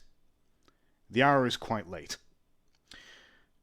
During this time, Lorne and Karen have been attempting to train Hector, the very unenthusiastic individual squire. Indeed. Ready for this? I will friendly allow you another hard leadership test. Either of you can make it. Hang on, Well, we're we'll going to do try our and make it duel easier first. by doing a mini little duel, essentially. Okay. So challenging rolls 3 each. Yeah, pretty much. Okay. Oh my god, Lorne must be drunk. I'm gonna be watching this and enjoying it. I did not mean to use a fortune point on that. Okay, you can take back your fortune point. Right, there's my 3. So -4, +1, +2. So you win by 3. Oh, okay. Yeah, Lorne's first roll was dreadful. Well, it was a good duel.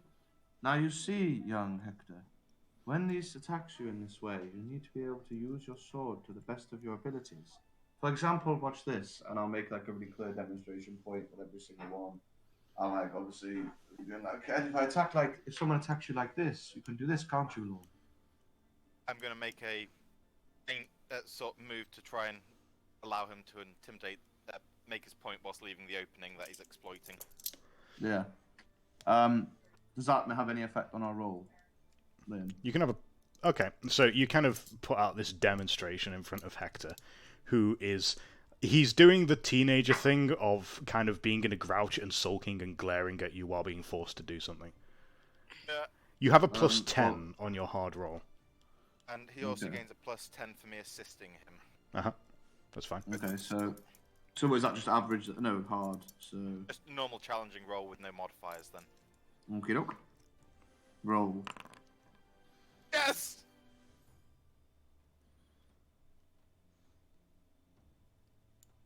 There is a long consideration of this by Hector. He looks from side to side, and he considers what you've been showing him, and he sighs for a long moment, and he says, "What do I have to do to make my life easier right now?"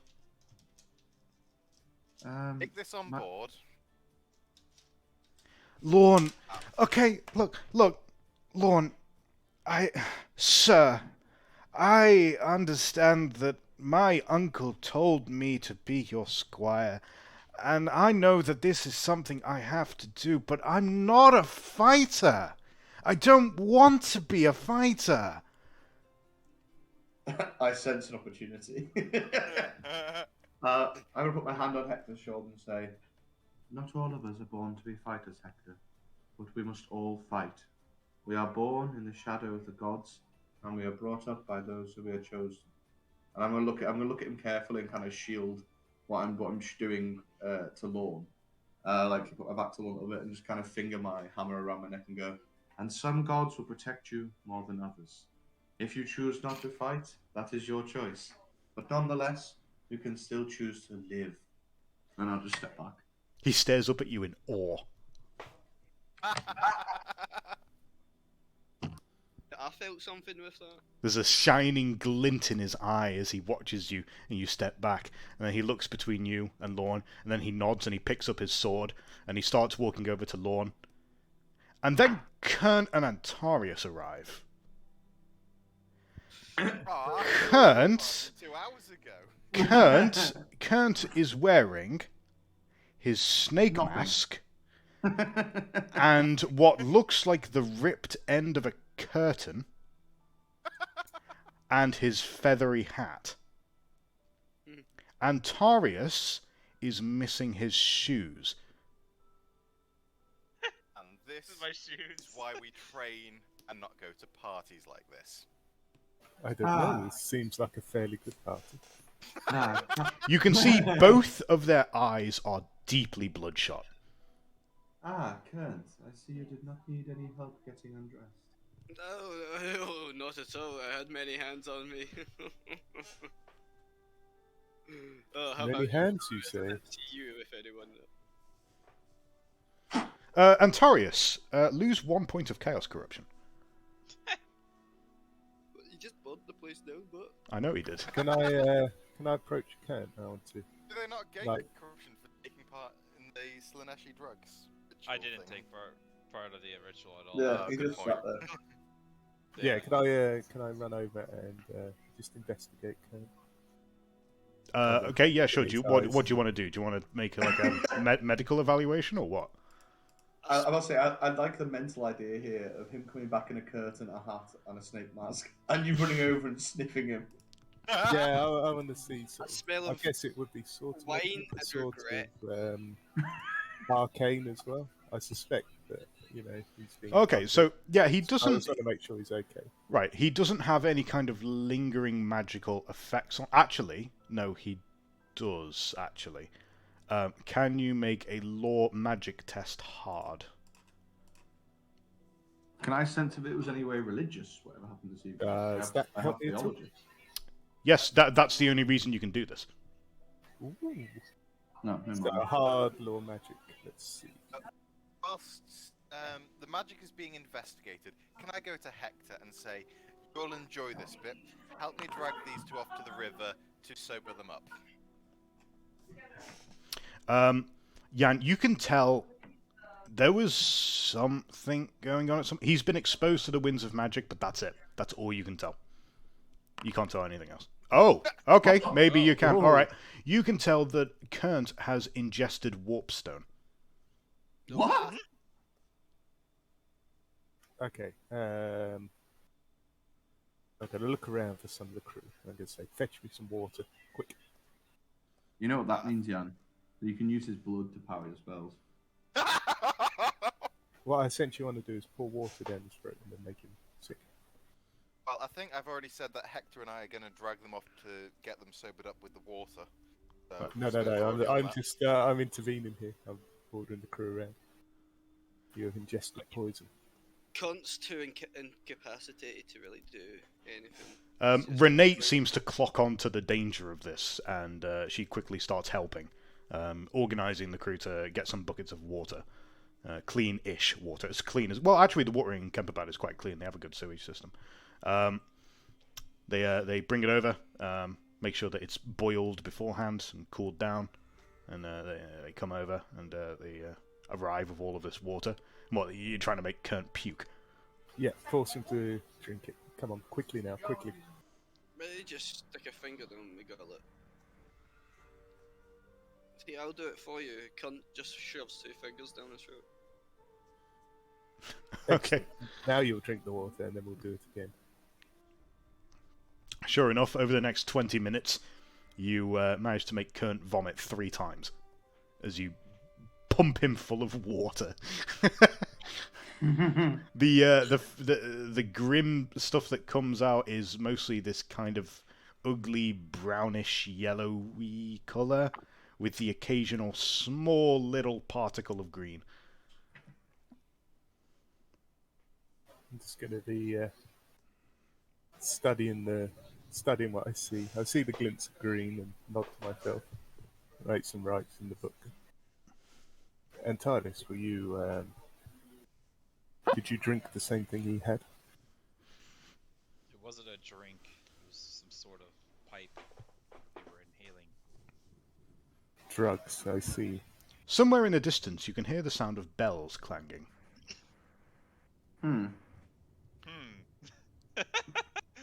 Is this how they call to church down here? It seems rather late. It is now 11:30. Would it be fair to say I suspect something here, or would I just think, oh, this is just...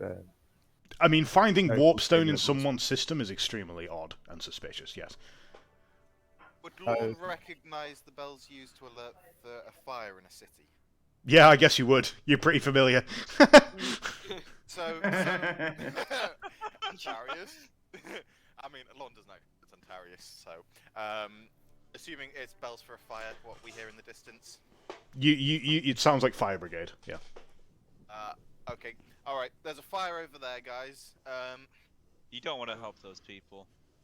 Is that where you got? It's very important. You man, don't Titus. Tell want me, to help those tell people. me exactly what happened. Tell me what this is all about. Me and Kernt were invited to the party. We mingled for a good minute or two. It was a As very the party- boring party. As the party went on, the host himself invited us to go downstairs. When we went downstairs, they were all dressed in purple, and they were all smoking this type of drug. Something smuggled from Tabella Legland, right? Brother Kieran, if we assist with the fire brigade, do you think this would provide us with a perfect opportunity to root out those dealing in warpstone? Well, You could potentially hound out this. What was his name? Stricken? Leopold Switzer. Switson. You could This- go back and see if Switson's still alive, but This I don't may know if he be will be. this may be more than just Waterstone Lawn. This might be a cult. All the more reason why we need to root it out and Lauren, exterminate do you not it. remember back in Bogenhofen when we had a whole council of merchants working together and, you know, controlling the entire city and doing whatever they wanted? Just gonna get a drink real quick. Back in a sec. And had successfully eradicated that cult until so-called Slayer turned on us. Yeah. Well, I'm just purging out another cult by the looks of it. Let them burn Looks for are now. never a good thing.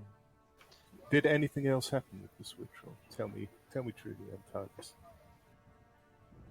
The only thing I can tell you is that I know the La Noesca family is part of this operation that's going on with this cult.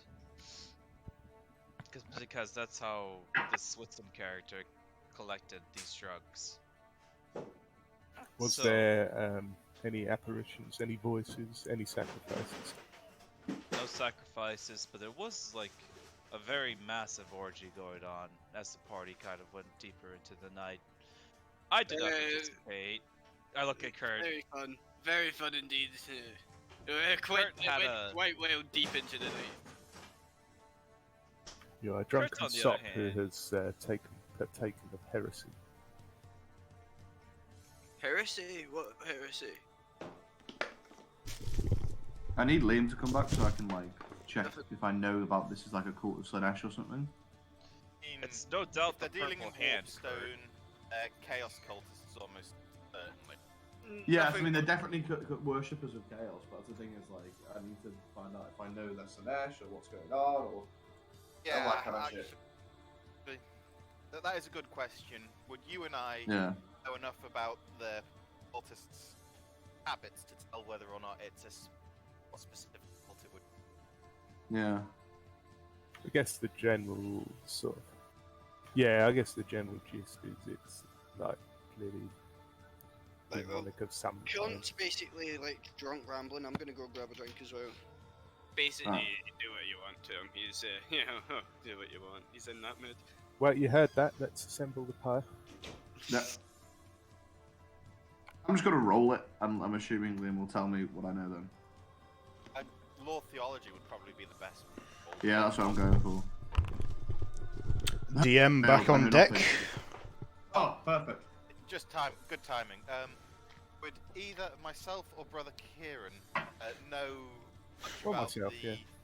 Slanesh cults that we both had, among others? No, not really. Well, okay.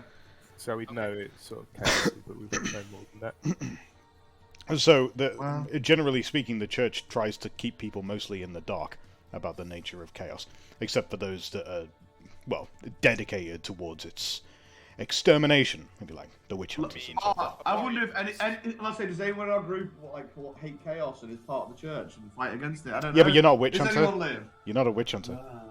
Right. No, but warrior priests are there to deal out damage to chaos and root it out.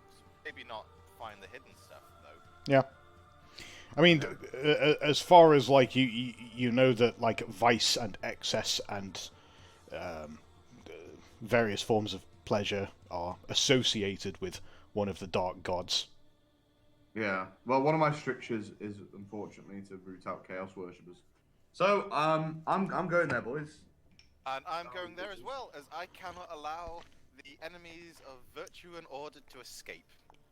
What would wizards know about this kind of thing? So Wizard obviously your knowledge is more academic.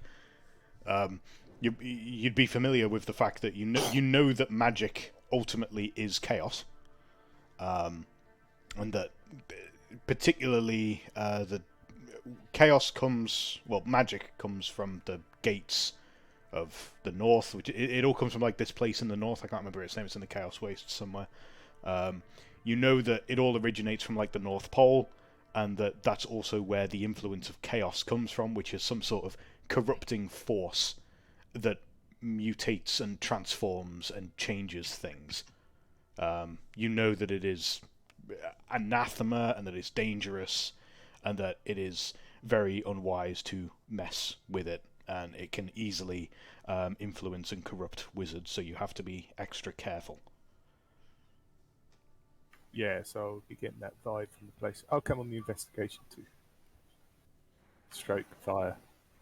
Putting out of. Okay. What's happening? So, I think we're about to go raid the burning building. leaving the two comatose, semi-comatose, Antarius and Kernt at the River Warden's estate, arriving back at the Switzerland Hang estate. on. Before we head off, can I send Hector off to nobles and tell him to inform them that we found suspicions of a chaos cult? What and have nobles? gone to investigate. You said there was nobles in the city. No. There are no nobles. No. Oh. No, There are there's no no nobles here. whatsoever in Camperbad. Okay.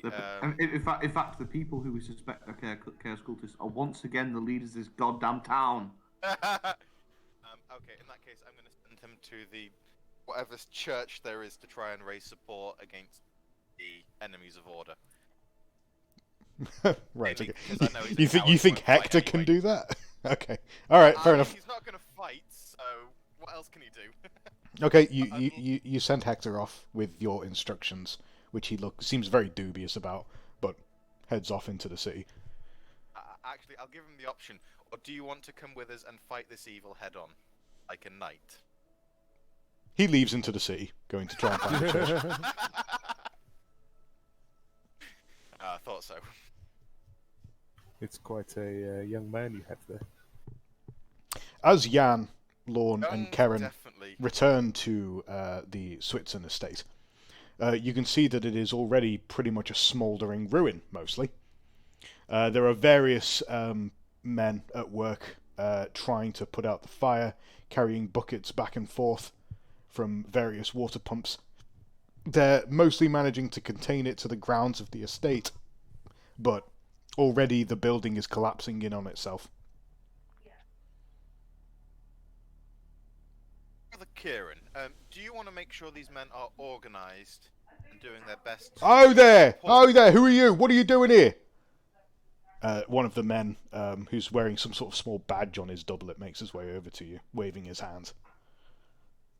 I am a devotee of Sigmar. We have come to help. Well, as you can see, the goodly church is not on fucking fire. It's this building what's on fire. Well, And I you- am you- you in would the suggest that- service of Primus, and I have come to investigate what caused this. Who the fuck's Primus? I'm sorry, sir. Are you suggesting you require no help in this situation? Look, mate, the fucking fire brigade's got this under control, alright? We don't need no bloody civilians getting in the way. And there is no one trapped inside. You're completely fine. You need no assistance. Oh, mate, if there's anyone trapped in there, they're fucking dead. Look at the place. Well, So when I'm we- sure when we- you when- won't mind if we go inside and check. Yeah, I do mind. I don't want more dead people on our watch. Okay, so when I write my notice to the church and he writes his notice to the nobles and Altdorf, and we all make sure that we are clear, what is your name so we can put it on the official report saying that you refuse us entry at this time of need? Can you make a challenging intimidate test, please? Or charm, your choice. Can I'll I take assist charm. him with the intimidation? So, you know, I am beginning to channel I'm not- mind slip in the Okay. background. That's fine. Oh my god, what am I rolling? Look at 59. That's ridiculous. Nice roll, Antarius. Ah. I'm just going to turn to him and say, you're going to let us in so we can make sure that no one is left dying there, or on your head be it. Sorry, mate, can't happen. Let's try and take an intimidate test to verify him out the way. Since Karen has failed his test, you can make one, but it'll be difficult. Okay.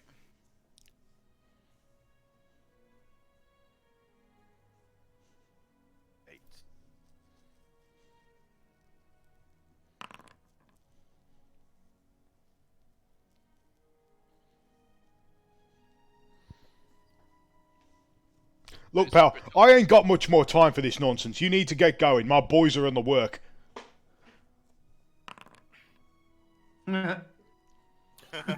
He says, he says, thumbing behind himself, before suddenly his eyes glass over slightly. And he looks at you all for a moment, and he says, wait, who are you again? Are you not due round the other side? Is that not where your watch is? Oh, shit! He runs off. It's always handy to have a wizard to do the dirty work. Indeed. Well, it seems to have got me further than threats in this case. Come on, let's go inside. Yeah, I'm going to go to the door and... I'm going to go charging in towards the door. Well, Right, have we not just seen what it's heaviness hit us? Let's just walk. I mean, it's completely on fire, and Cyrus locked the door. So I was going to say I'm going to go over and break it open, but you run head first into it. You go for it. I'm going to run ahead and keep the door open. Go to the side and follow them from behind. Okay, can you make a hard strength test, please?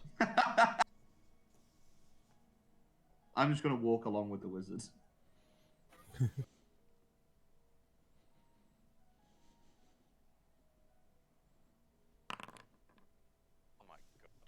Lorne launches himself towards the door of the large estate, preparing himself to shoulder through like a heroic knight and burst into the inside and rescue innocent maidens.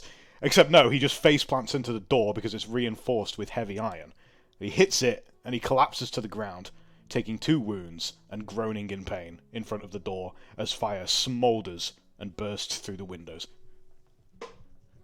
Yeah, I'm just going to kind of look at him, and then look at the wizard, and then look at him, look at the wizard, and then shake my head. May I suggest... Myself up fuming. May I suggest that I attempt to break the lock, Lord? Hit your hammer to it. Let's get this over with. Yeah, I'm just going to target the lock and swing. You start hammering... Again, Liam, or hard, for you, it'll be difficult. Come on, baby. Oh, my days. You begin hammering away. We'll make this an extended test. Great. So you can make a test every minute, and each time you do, you need to get a total of +2 on your SL in order to finish breaking the door down. And you keep banging away, hammering at it. I critical. You crit the door. Good job. But still smouldering within. If Lorne was feeling particularly brave / suicidal, he could try to jump in through one of the flaming windows. That's a possible way in. Would you care for my assistance once again? Do you have any further suggestions before I jump in through the window? Well, this seems to be taking a Bang, while, so I'll let you bang, I close my bang. eyes, then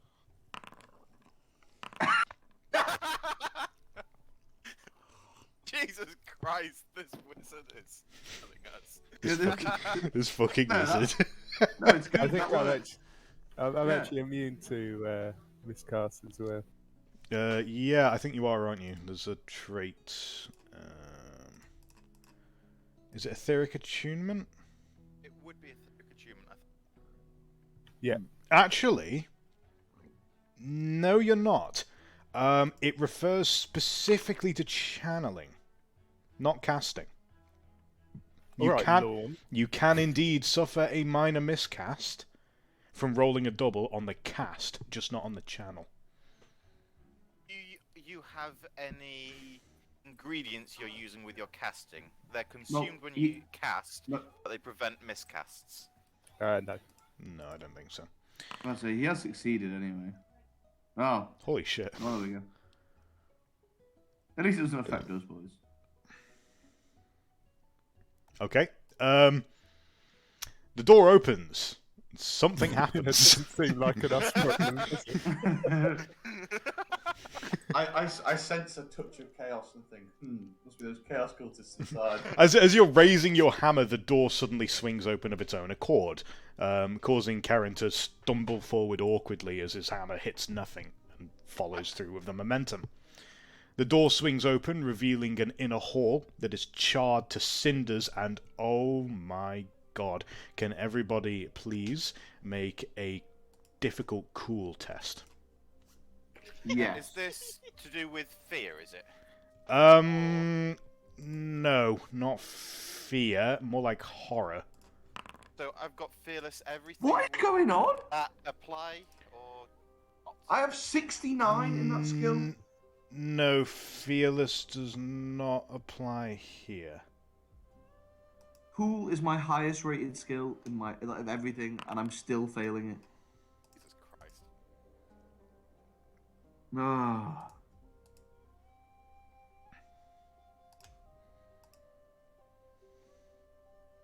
Yeah, no one succeeded, Liv. Right, okay. Wow. Oof, my fortune. So fearless opposes intimidate, terror, fear. Yeah! Nurgle, take the win. Okay. As you step in through the threshold, everybody who failed their test take a point of fatigue as you step within and are greeted by the horrifying, disgusting, nauseating sight of 60, 70 charred, dead bodies piled on top of each other like a mass grave in the middle of this hall. Are they like in the middle, like they've been piled? Are they still mid-sex? They are all in various poses of coitus. Some have clearly tried to drag themselves away towards the door. Some have gotten up. Some are leaning over tables, collapsed over furniture. It's just clearly there was a scene of massive chaos, owing to the fact that the door was locked while the building burned. And I, in shock horror, fall to my knees and offer a prayer of fortune for there to be survivors, and make a blessing of fortune. Okay, that's fine. Yes.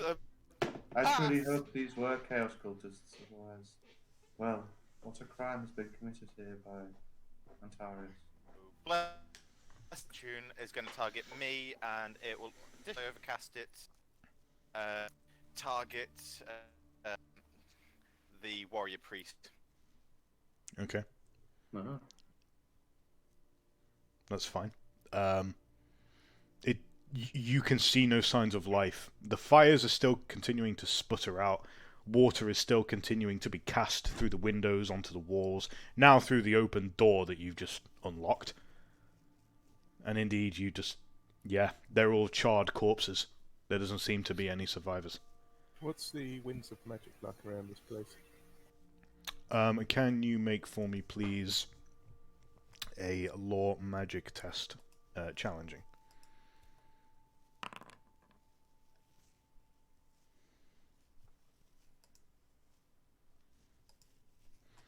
As you examine this area, you can see clearly the tendrils lifting up and away from the floor up towards the windows, escaping this place. These small pink tendrils that no one else can see, only you can see them. And clearly, the work of Dar, the Chaos Wind, has been at play here. Good news for you, priest. This was definitely cultist. Ah, that is good to hear. Did Count Antares not mention a downstairs room? They did indeed. Should we push forward? I think we should push forward and make sure that there is no escape or shelter downstairs for them. Would I know about sort of like sacrificial magics? Because my concern would be, if I understood it, that this might construe a sacrifice here. Would I know anything about that, Mr. DM? You think that's not an unreasonable assumption to make, but you have no proof one way or the other. It's a reasonable theory. I won't say it yet. I'll keep it to myself. We'll go and see downstairs. I'm going to cast a Blessing of Protection. Okay. Who's leading? Is it me or you, Lorne? I think you're in front of me because I crashed to my knees in prayer. Yeah. So I would say you. Okay, I will pass it on Blessing of myself. Protection, metagaming, that doesn't offer any protection unless there's an enemy. Yeah, but the point is it'll last some time on me, so if they see me and want to attack me, it lasts some rounds is the point. Right, so let's go. Oh no! Reroll it. My days. My Blessing of Fortune has applied to you. Oh. Oh, what does that do? Does that him reroll? Gives him a reroll for his first failed test, but the reroll must be accepted even if it's worse. That's pretty good. No, okay. That's very handy. Yeah, I know. What do you think? Just make the test again. Yay!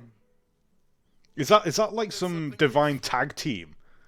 Like, like the lady going to bat for you with Sigmar. The lady had to go talk to Sigmar real quick. Look, it's not gonna work. I imagine the lady hangs around with Sigmar quite a lot. The lady had like a Karen moment with Sigmar. You're gonna give that blessing. I'm a god. Yeah, okay, go ahead and apply your blessing of protection, baby. Okay. So basically, anyone who wants to attack me has to pass a test to it as we go forwards. An average willpower test. That's the one. Okay. Yeah. That's fine. Alright, so you come on. Danish quote. Yeah, it is. Yeah, it is. I got blessing of protection, baby. Yeah, okay, so you go over towards this locked door at the side. After a few bashes with your hammer, it soon gives way, revealing a small staircase.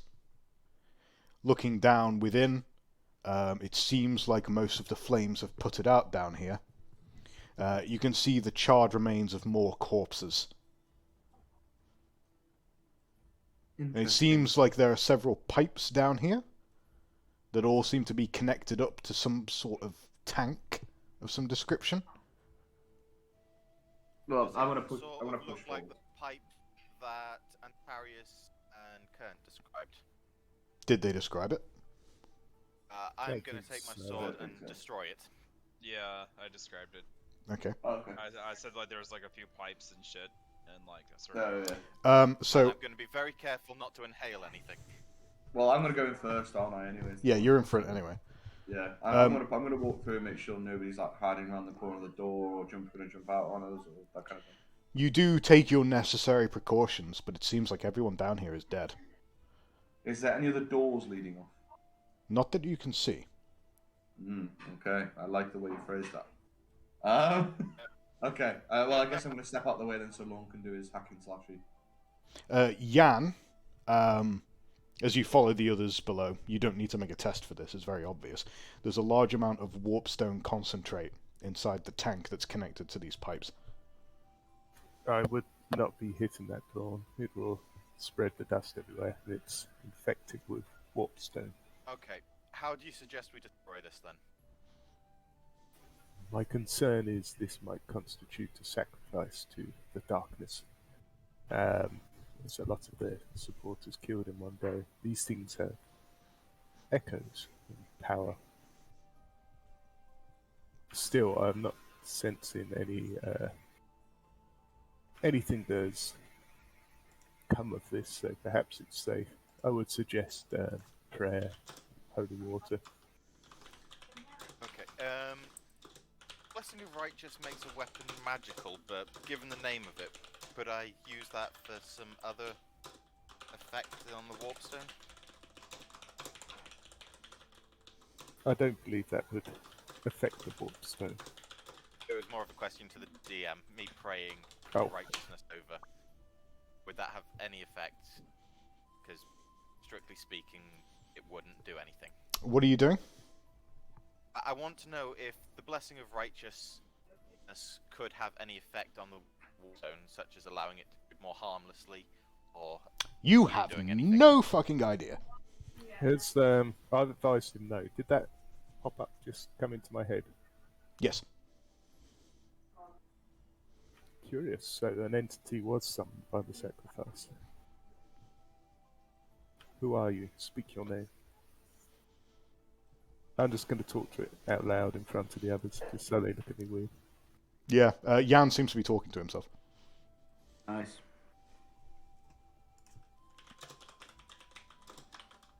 Come now, There's- entity, make yourself known.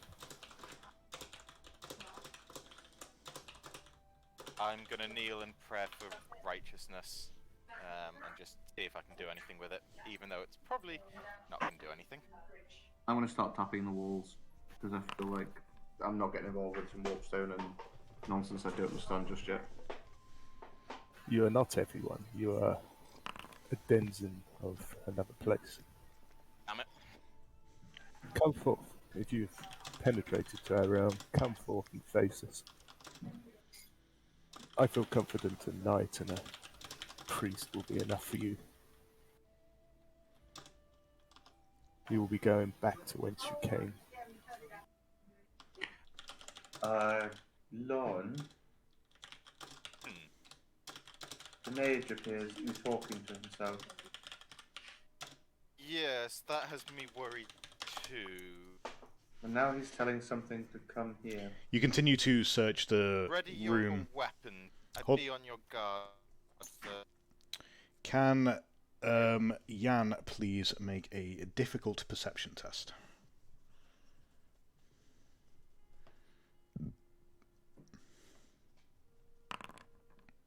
Oof.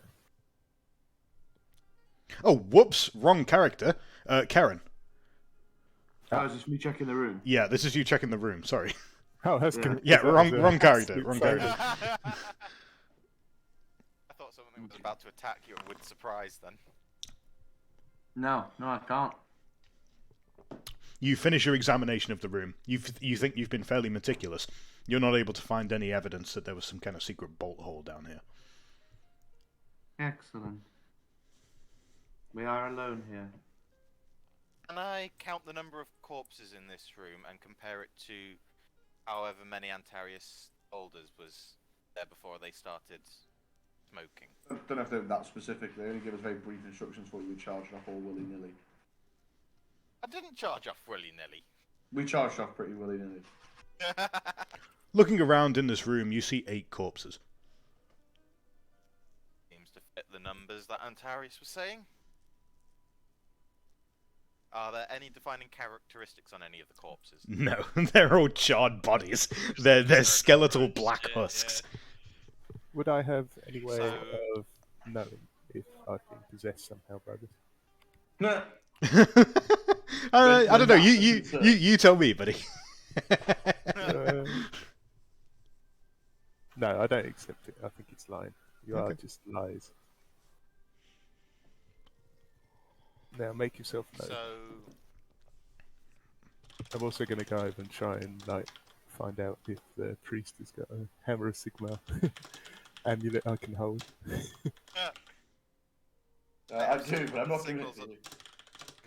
I have several symbols of the lady if you want to take part of my armor. Well, if the priest will not help.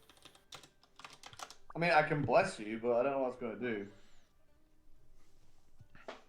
So, has anyone tried to do anything with the warpstone tank? I mean, no, because he said it might explode.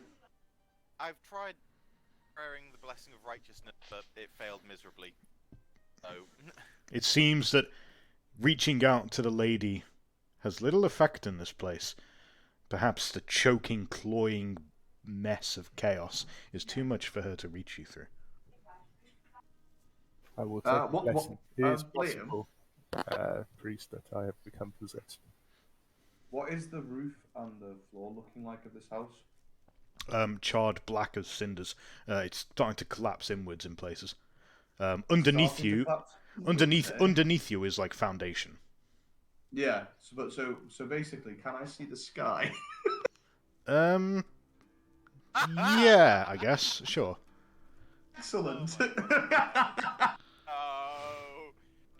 Also, Yeah. because the wizard has told me he believes he might be possessed, I'm gonna offer a prayer of protection over him. You are no longer able to pray to the lady as long as you're in here. Yeah. Oh. Uh, Okay. I'm going to say, may I suggest we back up, people? I have a plan. Hang on. I've got some rope here. Why don't we take this warpstone container out and see if we can dispose it in a more safe area? Well, this house is already destroyed, and to be honest, I don't want to move a bunch of liquid evil. It seems like a terrible plan, Lord. Wouldn't it be stones, not liquid? Well, I don't know, it just it was like slivers of dusty liquid stuff, isn't it? Okay. Alright, Jan, what is it? Lorne, you have an opportunity to lose a Chaos Corruption point if you allow the whims of whatever strange force in this place to extract its due from you. As soon as I hear the DM, I run. Yeah, I'll just thinking, an elf's about to die. I'm going to shout out loud so the rest of the party members hear. Be gone, voice in my head. You shall hold no perch in my mind, for the lady is its entirety. Okay. I refuse you, DM. Oh no. Whoa. Oh no. I've been denied. How are you going to sleep tonight now, man? Begone, DM, in the name of Jesus. Yeah. Begone, demon master. Imagine if Liam all along was just like something we invented between us. He doesn't actually exist. It was the figment of your imaginations. Oh no. Okay, fair enough. May I, Is that why may I we spent suggest so we long step in outside, this? people? What's that? Yeah, we think we're streaming to YouTube. This is actually just us in an insane asylum. I could think of worse places to be. Yeah, the YouTube channel's just static. It's white noise. God, that'd be creepy, wouldn't it? Well, we've still got a follower. He just enjoys the white Right, noise. Indigo Ego, wake up. You need to wake up. You need to wake up. And I'm stepping outside. Sorry. Also, Correct. when we get outside and I feel like I can bless the lady, I will cast that blessing of protection over the wizard as well. But I'm guessing that can't be done inside. Okay, hang on. So, what are you doing? We're stepping outside as per Brother Kieran's requests. Okay. And then once we're outside, I was going to bless Jan with the blessing of protection, seeing as he feels he's possessed. Okay. You leave the small room and make your way back up into the now collapsing dining hall. As you pass through the old door that you'd left open, the roof starts to collapse in on itself behind, and bits and pieces of cinder fall down, and there is a slow, quiet rumble as the rest of the building's foundations start to cave in. As the roof is collapsing, can I still see the? I want to find a point basically where. What? You just got really quiet. Oh, sorry. Can you hear He's me? one. Hello. Yeah. Testing. Yeah. Basically, I want to find a point where like I can see both the sky and I can see the warpstone. He wants to cast his miracle. I'm gonna cast a miracle. Okay, cast your miracle. Jesus. Okay. I'll take the wheel. Yeah, I just don't want. Basically, it's a bit explosive, and I don't want to be stood if something happens. Okay, cast your miracle. Okay. It's time, baby. This better work.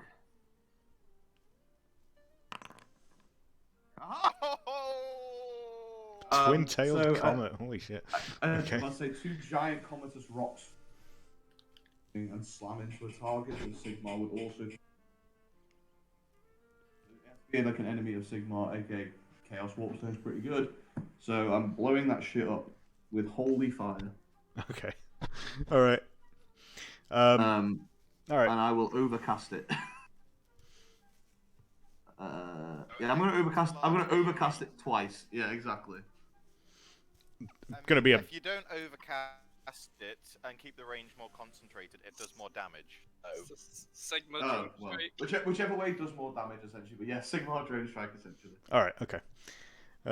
Brother Karen raises his hammer, and it gleams with the power of Sigmar, and the heavens above Kemperbad split slightly, dropping from them a small rock meteor that descends above from the sky, coming down towards the Switzerland estate. It crashes through the half-broken roof of the building and impacts loudly and heavily with the small warpstone tank. For Sigma and the Empire. There is a loud bang as it's difficult to see what's actually going on down there through the explosion of light.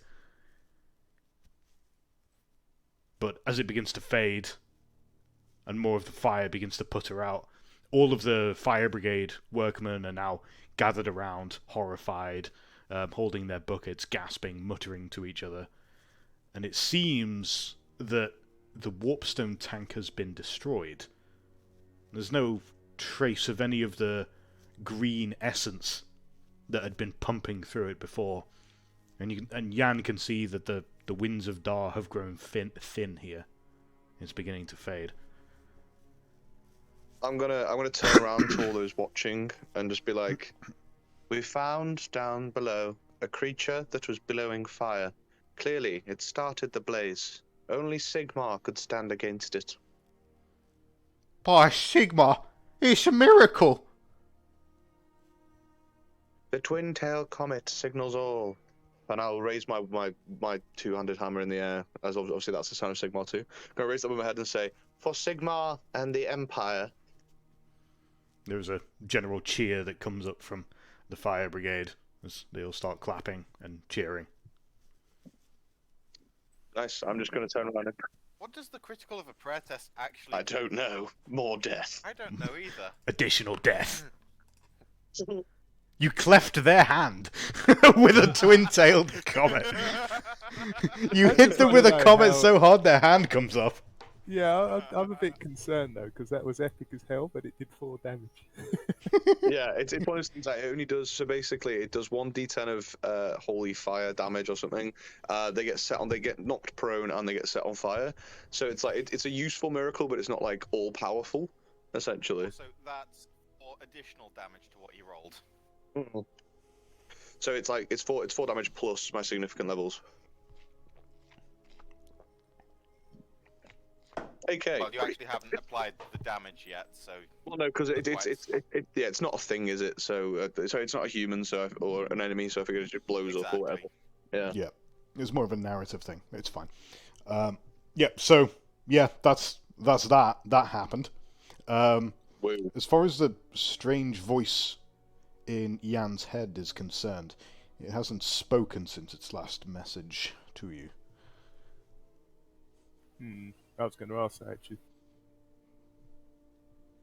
Is there any way of I'm guessing my prayer was coincidentally timed to shut it up. Well, the only thing that you know is that it stopped talking.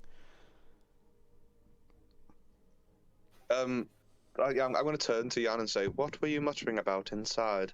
What did you say was inside you? There was a voice in my head. I don't know. You cannot never be tell these things. It said it was inside me, inside all of us, but I don't know. It may have been lying. Would I, as a religious person, know anything about voices in the head that sound evil, Liam? Yeah, you probably would. You probably think that's pretty sus. But would I know anything specific? You know that is probably an indication of either possibly possession, or maybe it's like some sort of spirit talking to him, or it could be a demon talking to him. It could be any sort of evil, or maybe he's just crazy. Okay, fair enough. That's fine. But basically, do I know? Is there anything I could do to kind of help him, or do I just have to accept that that's like? You could take him to a holy place, and see if you can exorcise him. Yeah, that's what I'm saying. So, there's nothing like right now that I could do like with holy symbols or anything. I'd just like, okay, that's not a good sign. We should probably look out for that in the future. No, not really. I mean, you can bless him, but that's basically the best you can do. You could take him to a shrine. He's got the blessing of protection from the lady. You can add to it. I mean, yeah. I mean, I've already cast Blessing Protection, so I've just done a fucking miracle. I'm not risking it, to be honest with you. Yeah, okay. I'm just gonna kind of like sigh, and take off my Sigmar's hammer and hand it over to him and say, "Wear this for the night. See if the voice returns." Thank you kindly. I'll watch out. I think it may have just been in that room, but in the off chance that it is within me, I will let you know. Indeed, it could be dangerous. At that, I'm gonna kind of like turn around, and obviously all these people have just seen a fucking miracle. I'm just gonna start preaching Sigmar to these people. So. Okay. Make an average charm test. Okay. Wait, can I do speeches or? Yeah, you can do. Yeah, that's fine. Cool. One sec. I just had a cigarette. I'll head back in.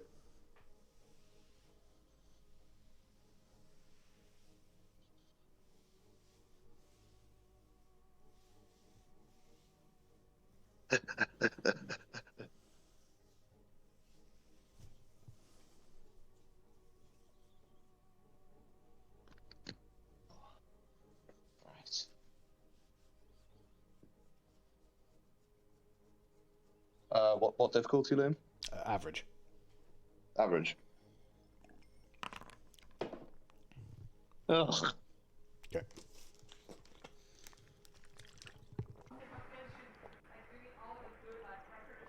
Oh, brilliant.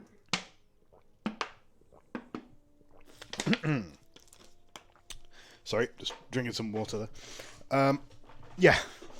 So you begin preaching to this crowd, who it mostly consists of fire brigade people, but you actually quickly managed to get them on board, and they seem whipped up by your zealous preach, and soon enough they're all coming along and they're all singing hymns with you and they're having a great time as they all praise Sigmar, as the gleaming stars above glitter, and there is a certain omen of righteousness for the deed that you have done. Although you can definitely tell that, like, there is a certain air here, a sense that this place is, although it has this superficial sense, this veneer of piety, of devotion to Sigmar, it only runs skin deep.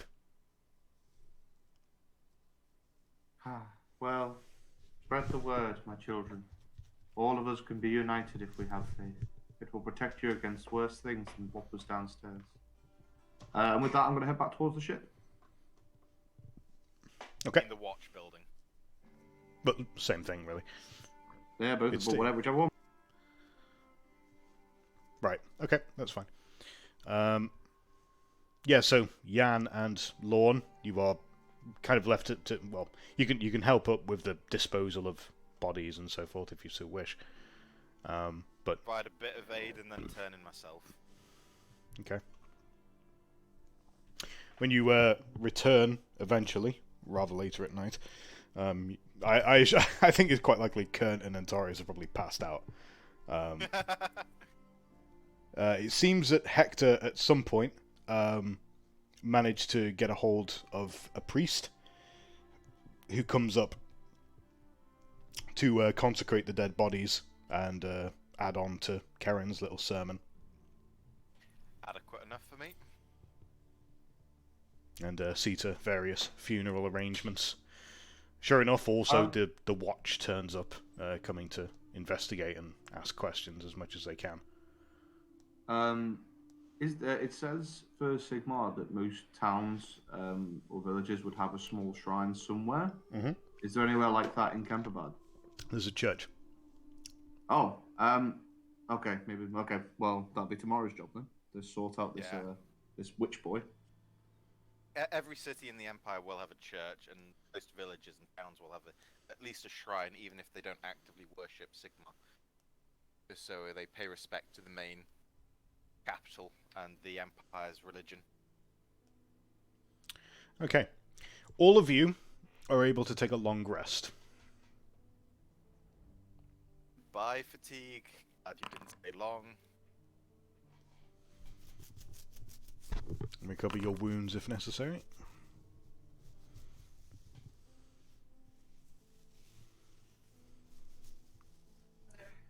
Liam, what's this new mechanical feature of yes and just yes and all that kind of thing?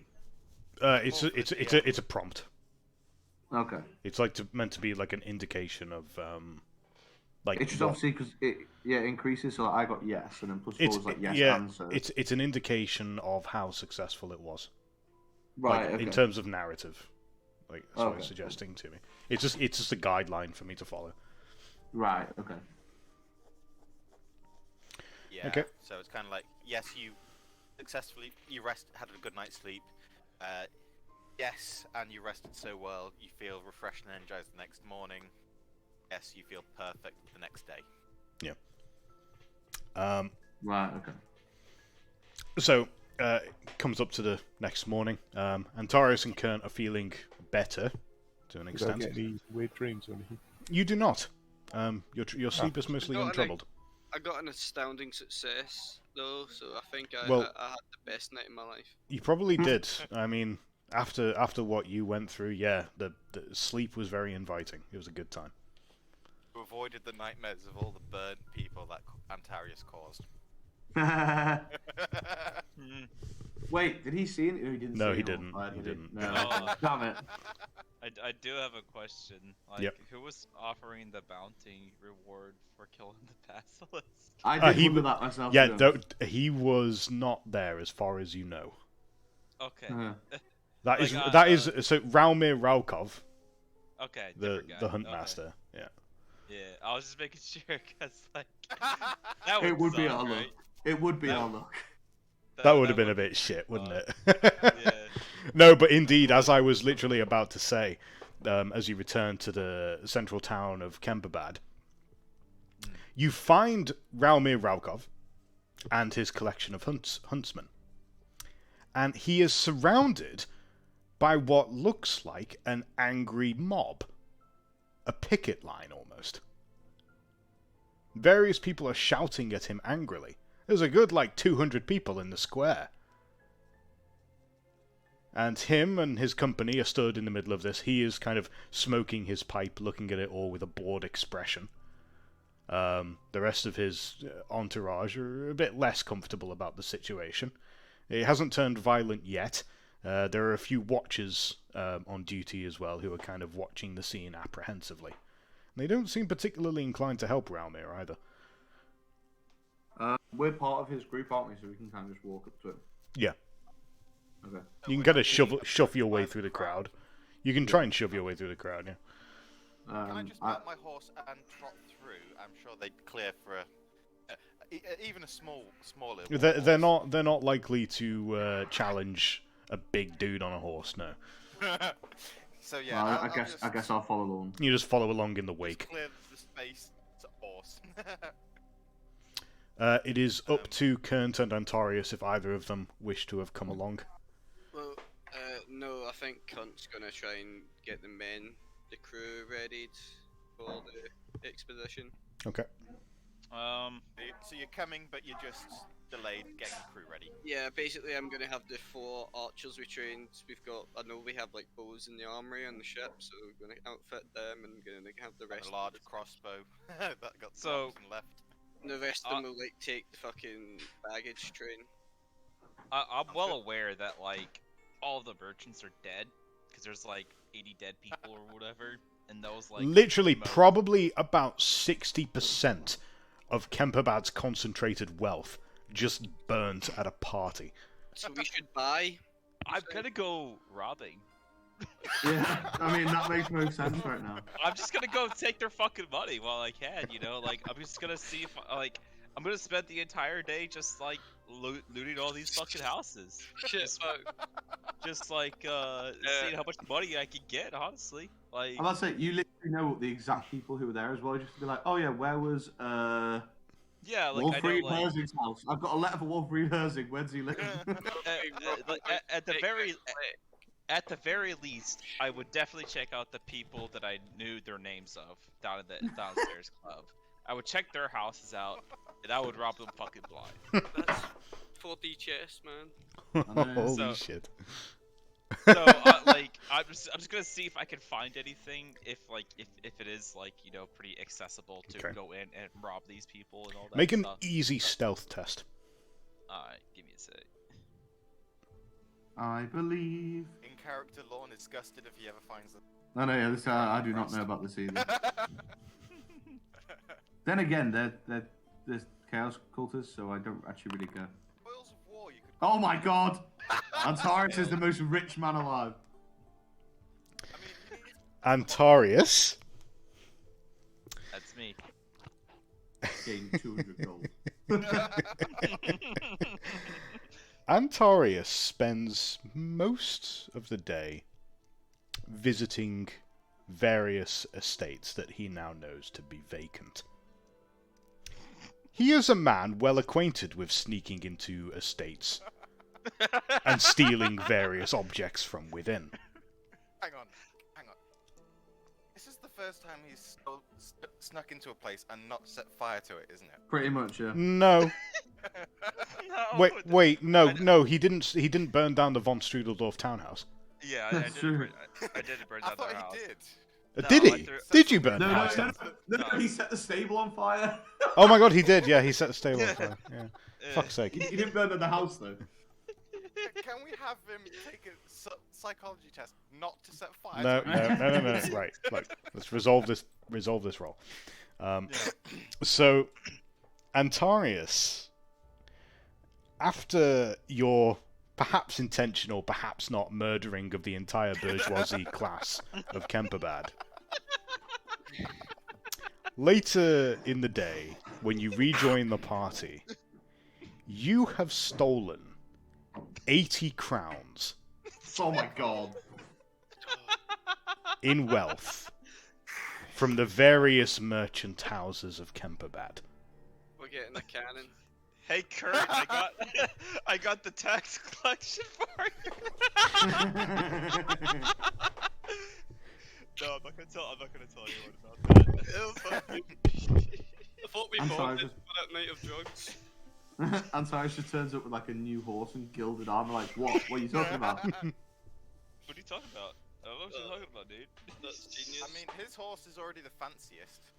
I Yeah. returned the house. Meanwhile, in the town square, Lorne marches his horse through the middle of this crowd that is all shouting and roaring in various annoyance, and meets Raumir in the middle once again, who looks up at you and nods. Oh, welcome, you're just in time. What's going on with the crowd? It seems like they're blaming me for the situation what happened up on the top of the city over there. See that house what burnt down last night? Yes, I was there. They seem to think that... Catch this shit, right? They think that because all the merchants are dead, apparently, including the entire Council of Seven, Oh, they think that I came here as some sort of noble plot to take out all of the merchants here in Kemperbad, so the nobles could move back in and take over again. What a bunch of fucking trash. I mean, well, perhaps it's time for the townsfolk to assemble their own assembly and run it themselves. Are you bloody mental? You think peasants can make decisions? not in the slightest. Look, Well, it's, If it's true, and as it turns out, it seems likely that it is, I've got no doubt that some of the old houses that have got an interest in Kemperbad are going to stake their claim again. I know Talabecklin would love to muscle in on this place. There's so many taxes that you could collect. And, well, if the town don't have leadership anymore, then here's what it is, right? I'm sure they've probably lost their Free State charter as well in that blaze. Well, Ostland Well- wouldn't like it, would they? If Talabecklin moved in. Certainly not, but that sounds like an Ostlander problem. Indeed, but Ostland is near here, is it not? Sorry, question. It's My true. knowledge of geography is weak. Let's have a quick geography lesson. Indeed. That was my. I was like, wait, I know Ostland, Talabecklin don't get on. So, a quick refresh on the map of the Empire.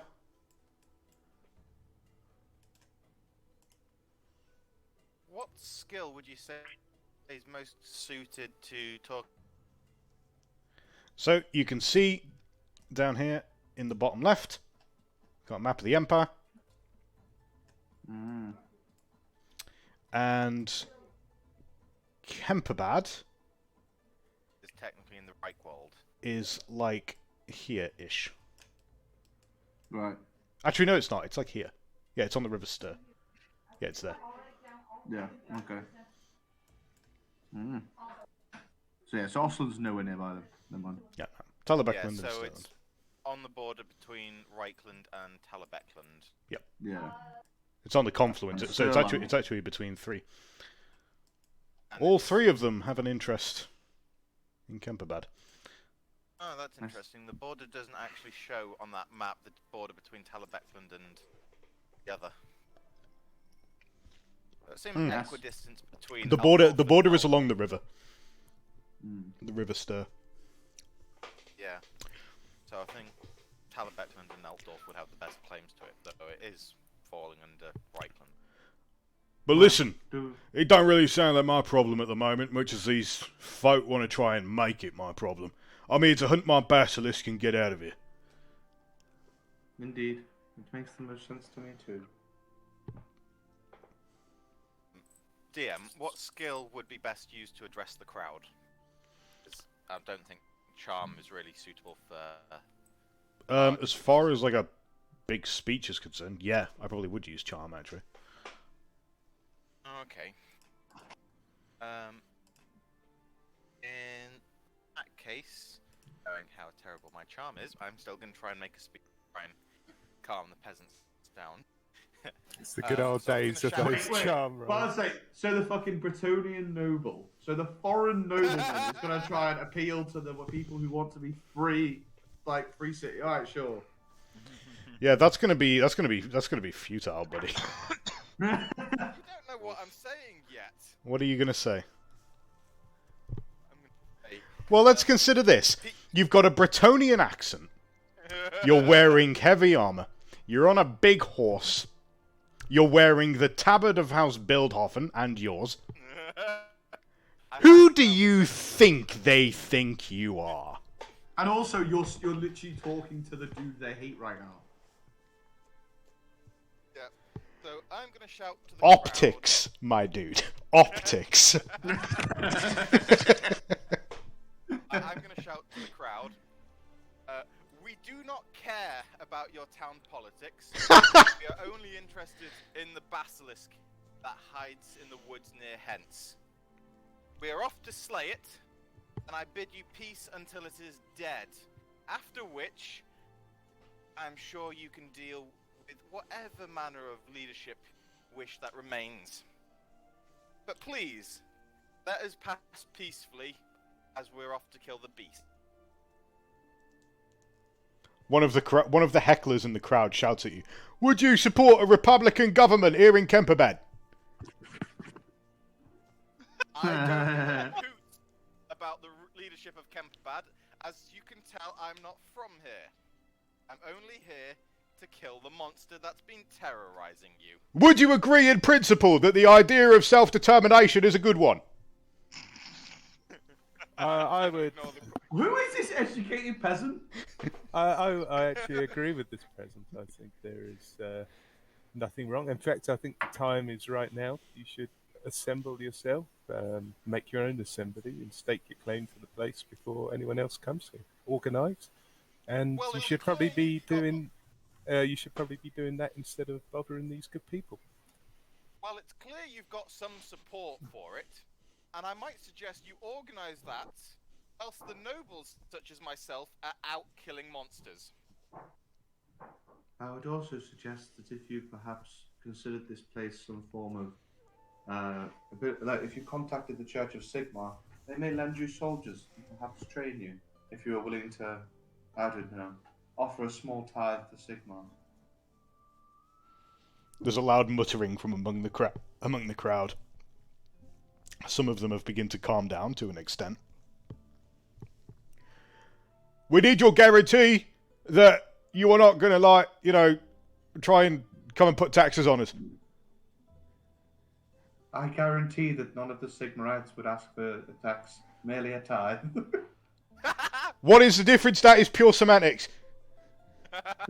One is asked for and requested, one is ordered. Yeah, but I mean, it's more like soft power, in it. Like, it's just the church forcing us to do that. But you're not saying that you're forcing us. You're trying to make us donate. Precisely. I'm asking for a donation in return for us coming and training and protecting you. I can contact my superiors if you wish. But if you wish to be truly independent, I completely understand and respect your honourable desire to die. Okay, that sounds like an omission to me. Right, come on, fellas. As a few of the people in the crowd start gathering the rest of their companions up. And it soon becomes apparent that this was a lot more organised than it looks. Hey, I was successful at charm without having to roll charm. Yeah. We're gonna see Yeah, that. that was all you, buddy. We're gonna see him leading this town. That man, that peasant. I was educated as fuck. I reckon that was Karl Marx. I'm all for it. I'm all for it. Yeah, peasant republic. Let's. We'll come back in 3 months and they'll just be like, aha, yes, welcome. They've got a secret police going. They've liquidated the bourgeoisie. Liquidated. Who are you? Well, someone's already done that. Well, seeing as there's a big stir in the town, and this does kind of hinder Kunt's own, original task. As he's like gathering or like getting the men ready, would ask Renee to scribe for him a message. Okay. Oh my god, Kern. Mm-hmm. Just a bit of metagaming, lad. Everyone who knew about that bribe you took is dead. Go and ask for your taxes.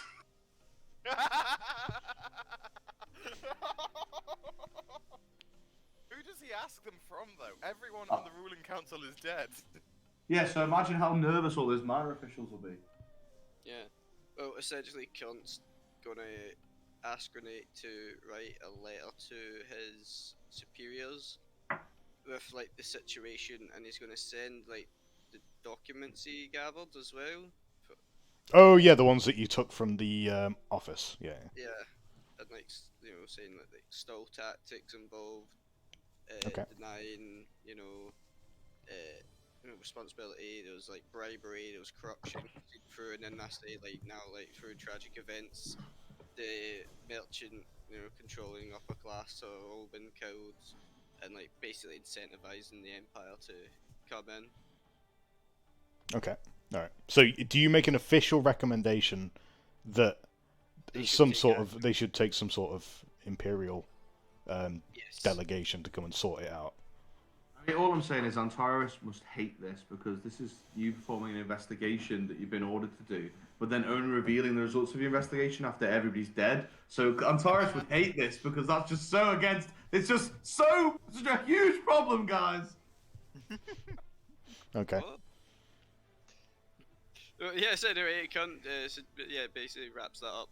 He suggests that they should send men down here to control the situation. This will be important later. Okay. All right. You. It's going to be a bloodbath here, isn't there? This is And foreshadowed. I'm gonna go ask for my taxes now. Okay. Trent's gonna just go like, okay, so since everyone's dead, I need you to pay money now. So the crowd has departed. Ralmir has gathered up the rest of his expedition, seemingly quite impressed and also at the same time highly amused by the way that you managed to defuse the situation. He invites you to take the vanguard as the expedition prepares to leave. I'd have it. Then. Also, is Harold willingly riding this far? Hector is with you, yeah. I was going to say I would have lashed him with rope to his horse. He's here reluctantly, but he's here. Good. I assume that Kern is also bringing his archers. Yes, I'm bringing my 4 archers, and I'm bringing so we had 20, so take away how many of us? There's 4 of us? 5? 5. So you 15. So there's like 11 of the people on the ship. Take away Renee, so 4. So, yeah, I'm gonna just take like enough men to carry Don't we have a mule, like a mule on this boat? I think you do. I think there is a mule. We've got a draft Yeah, horse. Ruiz's donkey or You've got whatever. Lorne's draft horse. You've got your Romolo's riding horse. And you've also got the pony of Harold, Hector, even if anything on that. Well, I guess we take the pony and not the draft horse that I've taken, but another horse to hold. Lorne's draft horse. Yeah, at Lawns then, and like just to like bring some extra supplies. Okay. And bring back some trophies.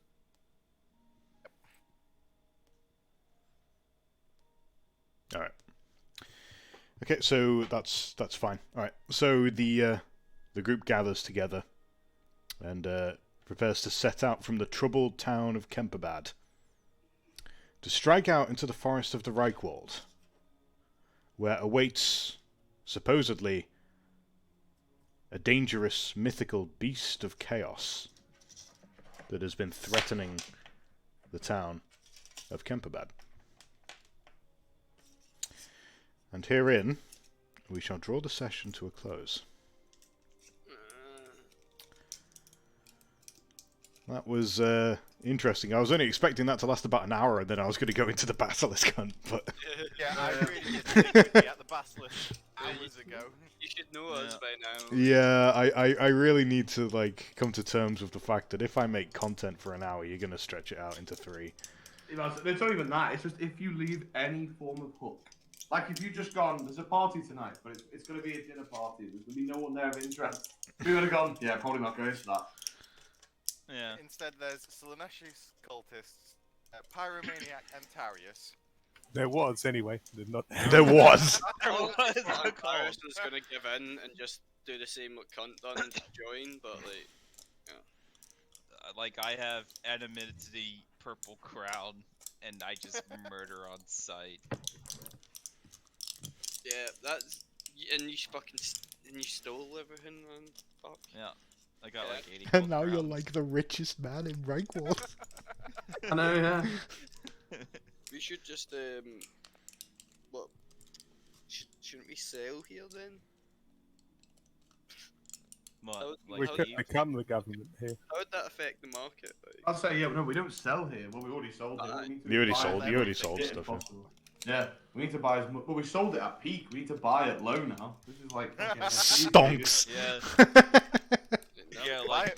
Buy it with the stolen money. Exactly. A, we don't know about the stolen money, and B, who needs to buy anything? If Antares can track down their houses, surely he can track down their warehouses. Because the warehouses are a lot heavier for one person to take goods from. Yeah, no, but the point is that we just turn up with a cart, empty the Yeah, stuff onto it, and take just- it back to the boat. Just Just take loot. all the... Yeah. So I'll probably be doing that while you guys... Yeah, are exactly. on Like, the where's- hunt. I'm just gonna be Where's like, yeah, Big like, Sig when you want him to steal stuff? yeah. Yeah. Well, he fucked off because he was a thief. Wait, is Antares not coming on the hunt? No. No, he's busy. He's busy looting the entire town of Kemperbad. I'm busy becoming the richest man alive, which is give me I mean, I wouldn't have. Because to be fair, it's true. Like, obviously, there are other people who are going to catch on and be like, "Oh, wait a minute! Like, most of the rich people in this place are now dead. There's an opportunity here. There will be other thieves, but he's got a head start, like a massive head start, Because he knew everyone who was there. because he knew everyone who was there, and They're So, sat there casing houses, he's in the house. while I was at their houses and stuff, could I found like ledgers and see which warehouses they were operated out of, so I could just go steal their shit? Yeah, I see no reason why not. To be fair, He did get a plus. Yeah. 8. you did get a +8. Yeah. Yeah.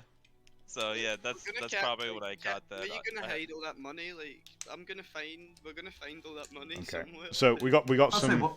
There's not enough holes in the ship to put money in. I'm gonna hide it without the sustains. You'll never touch this shit while I'm around.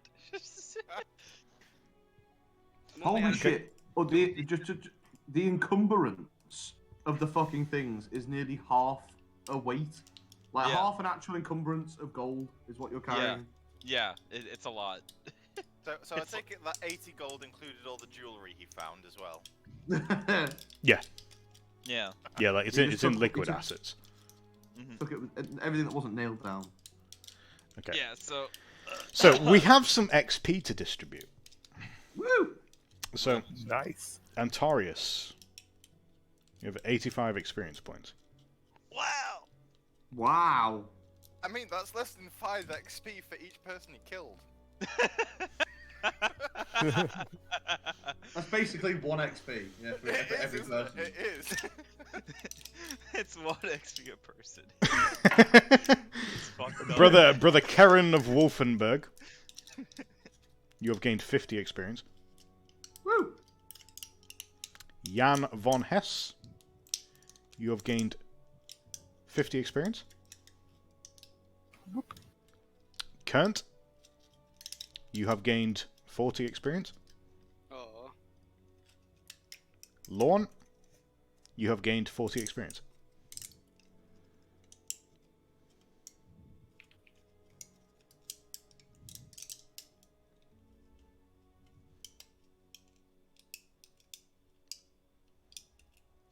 Does anybody have any short-term ambitions they feel they have fulfilled? Oh well, we Yeah, we made it to have a Kemperbad. party short-term ambition, reach Camperbad. Yep, that's Oh, yeah. fulfilled. We did it. Okay, so that's going to be another 25 XP for everyone. Including Lorne and the people Including that were including Lorne. founding. Including Lorne and Karen and Jan. That's fine. Yay. What's on you? What going to be people? So Oh, you've what got am I- you've got two suitable object options, I would say. You've got try to slay the basilisk. Yeah. I mean, I've got Or- that as Lorne's personal one. Okay, fair enough. Or you've got reach Grissenwald, which is your next destination. I'd say Basilisk. No, I'd say because that's too Basilisk. short, isn't it? Surely a party short-term ambition should... I think that as far as the party is concerned, Grissenwald probably is more appropriate. Yeah, because we're going to kill that next session, aren't we? So go to Grissenwald. We'll be Yeah. there. Okay. What's long term? Mine still figure out cult mystery. No, Figure out the cult party. mystery. I mean, party. Hang on, Yeah, was that's what I that- mean. Was that the purple hand? Because they were the ones that Burnt was in contact with, wasn't? Hello, Jim. Well, then he had some hair nicked, didn't he? He got his hair pulled yesterday and wasn't Mhm. anything to do with these people. Mm-hmm. Yeah, I'm. Fuck knows. Looking forward to work out how that works and when he gets into Maybe Bunt the day. Yeah. But yeah, I don't think that's. I mean, Liam would have said if that was our long-term ambition. So I Oh don't- no. No, exactly. Nope. Yeah. So no, I could see it as our luck that we would complete the long-term mission by killing everyone, but can't complete it actually because we can't figure out anything because they're dead. Yeah, it's the equivalent of like accidentally stabbing someone and they're now scared of you in a game, and they just won't let you finish the quest. Yeah, I can see us doing No, that. no, you have not. You have not completed your long-term ambition. Yeah, my short term is to slaughter a chaos creature. So Okay. Basilisk. It'll be Yeah, okay. Basilisk is probably an appropriate one there. Yeah. Okay then. Sounds like nobody's done their short terms, but you did all get 25 XP for your short-term party. Yay. Now vote. Vote time. Wendy.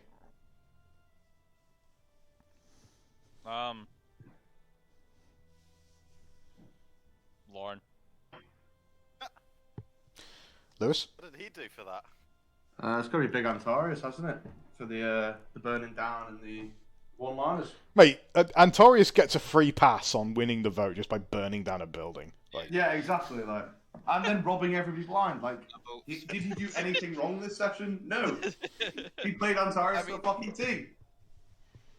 Did he do anything right? Quinn. That's my point. He played Antarius perfectly. Quinn. Oh yeah, Antares. Okay, Ben. Antarius. Okay, fair enough. Alright, Lex, Yeah, for the yeah, sake of it. Antarius. Alright, Yeah. okay, alright, fair enough. Antarius, you can have another 20. Yay.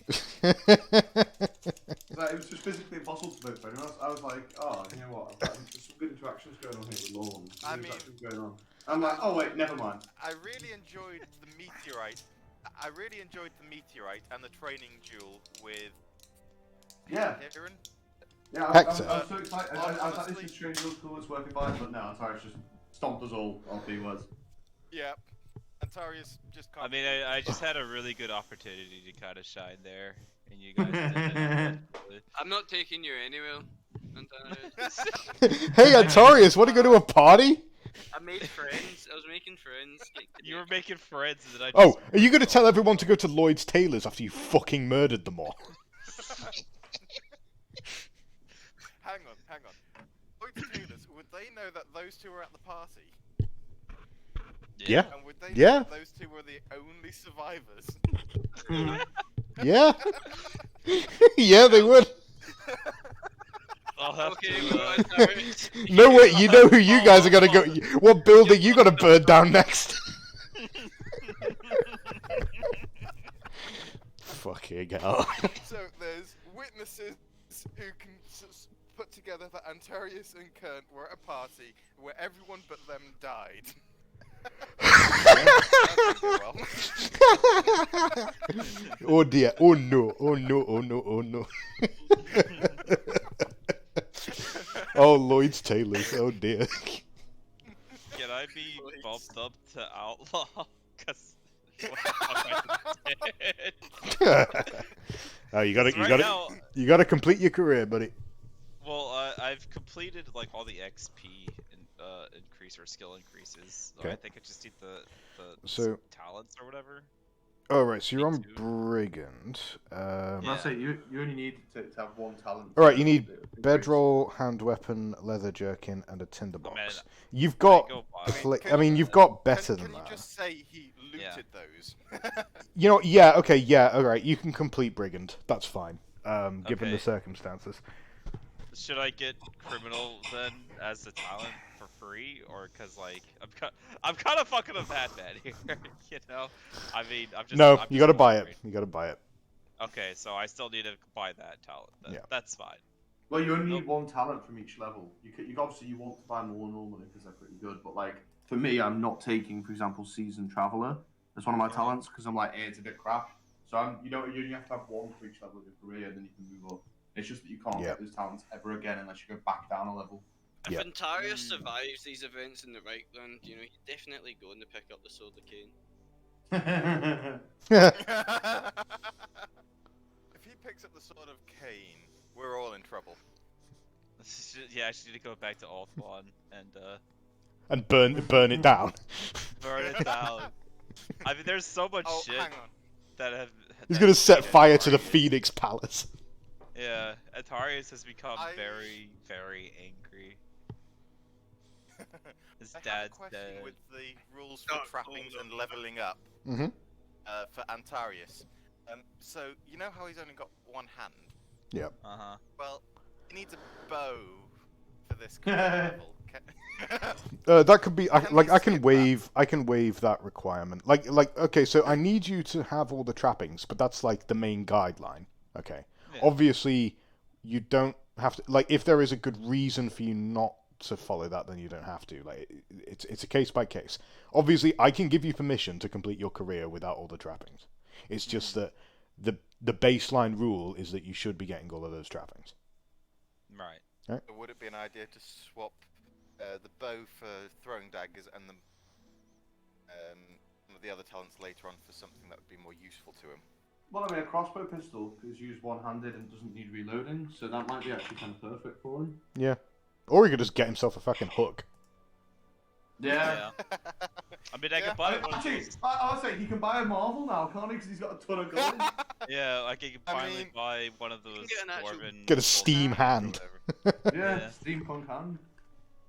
I might as well like just start fucking fixing myself up. Honestly. Antarius Iron Hand. That's a good. Yeah. Yeah, tires are Iron Hand. I And that's the mean, thing as well. That acts exactly like a elves do normal like hand. to have a. Yeah, I mean, elves do like to have a surname that describes them. Iron Hand would fit you very well. Well, And that's the thing as well. Even if you lose all your weapons and you're captured or something, that counts as an improvised weapon. yeah, you just fucking punch people. Yeah, if you punch people, you're punching them with metal. Like, you might damage your hand, essentially. It might not work as a hand anymore. But you still do the damage as though it's an improvised weapon. Yeah. Alright, guys, What was I'm really that, tired. What was that mercenary? It was like Grot of the Iron Hand or something. Oh, Gots of the Iron Hand. Yeah. Yeah, German mercenary, like the 15th century. Yeah, he was meant to. What does everyone think of the voice then? Just checking in. It's That's funny. good. Yeah, it's pretty funny. I was trying. How tall are you again? I'm 6'5" now. That's apparently my maximum height I'm allowed to be. Liam rule. Let's not Liam.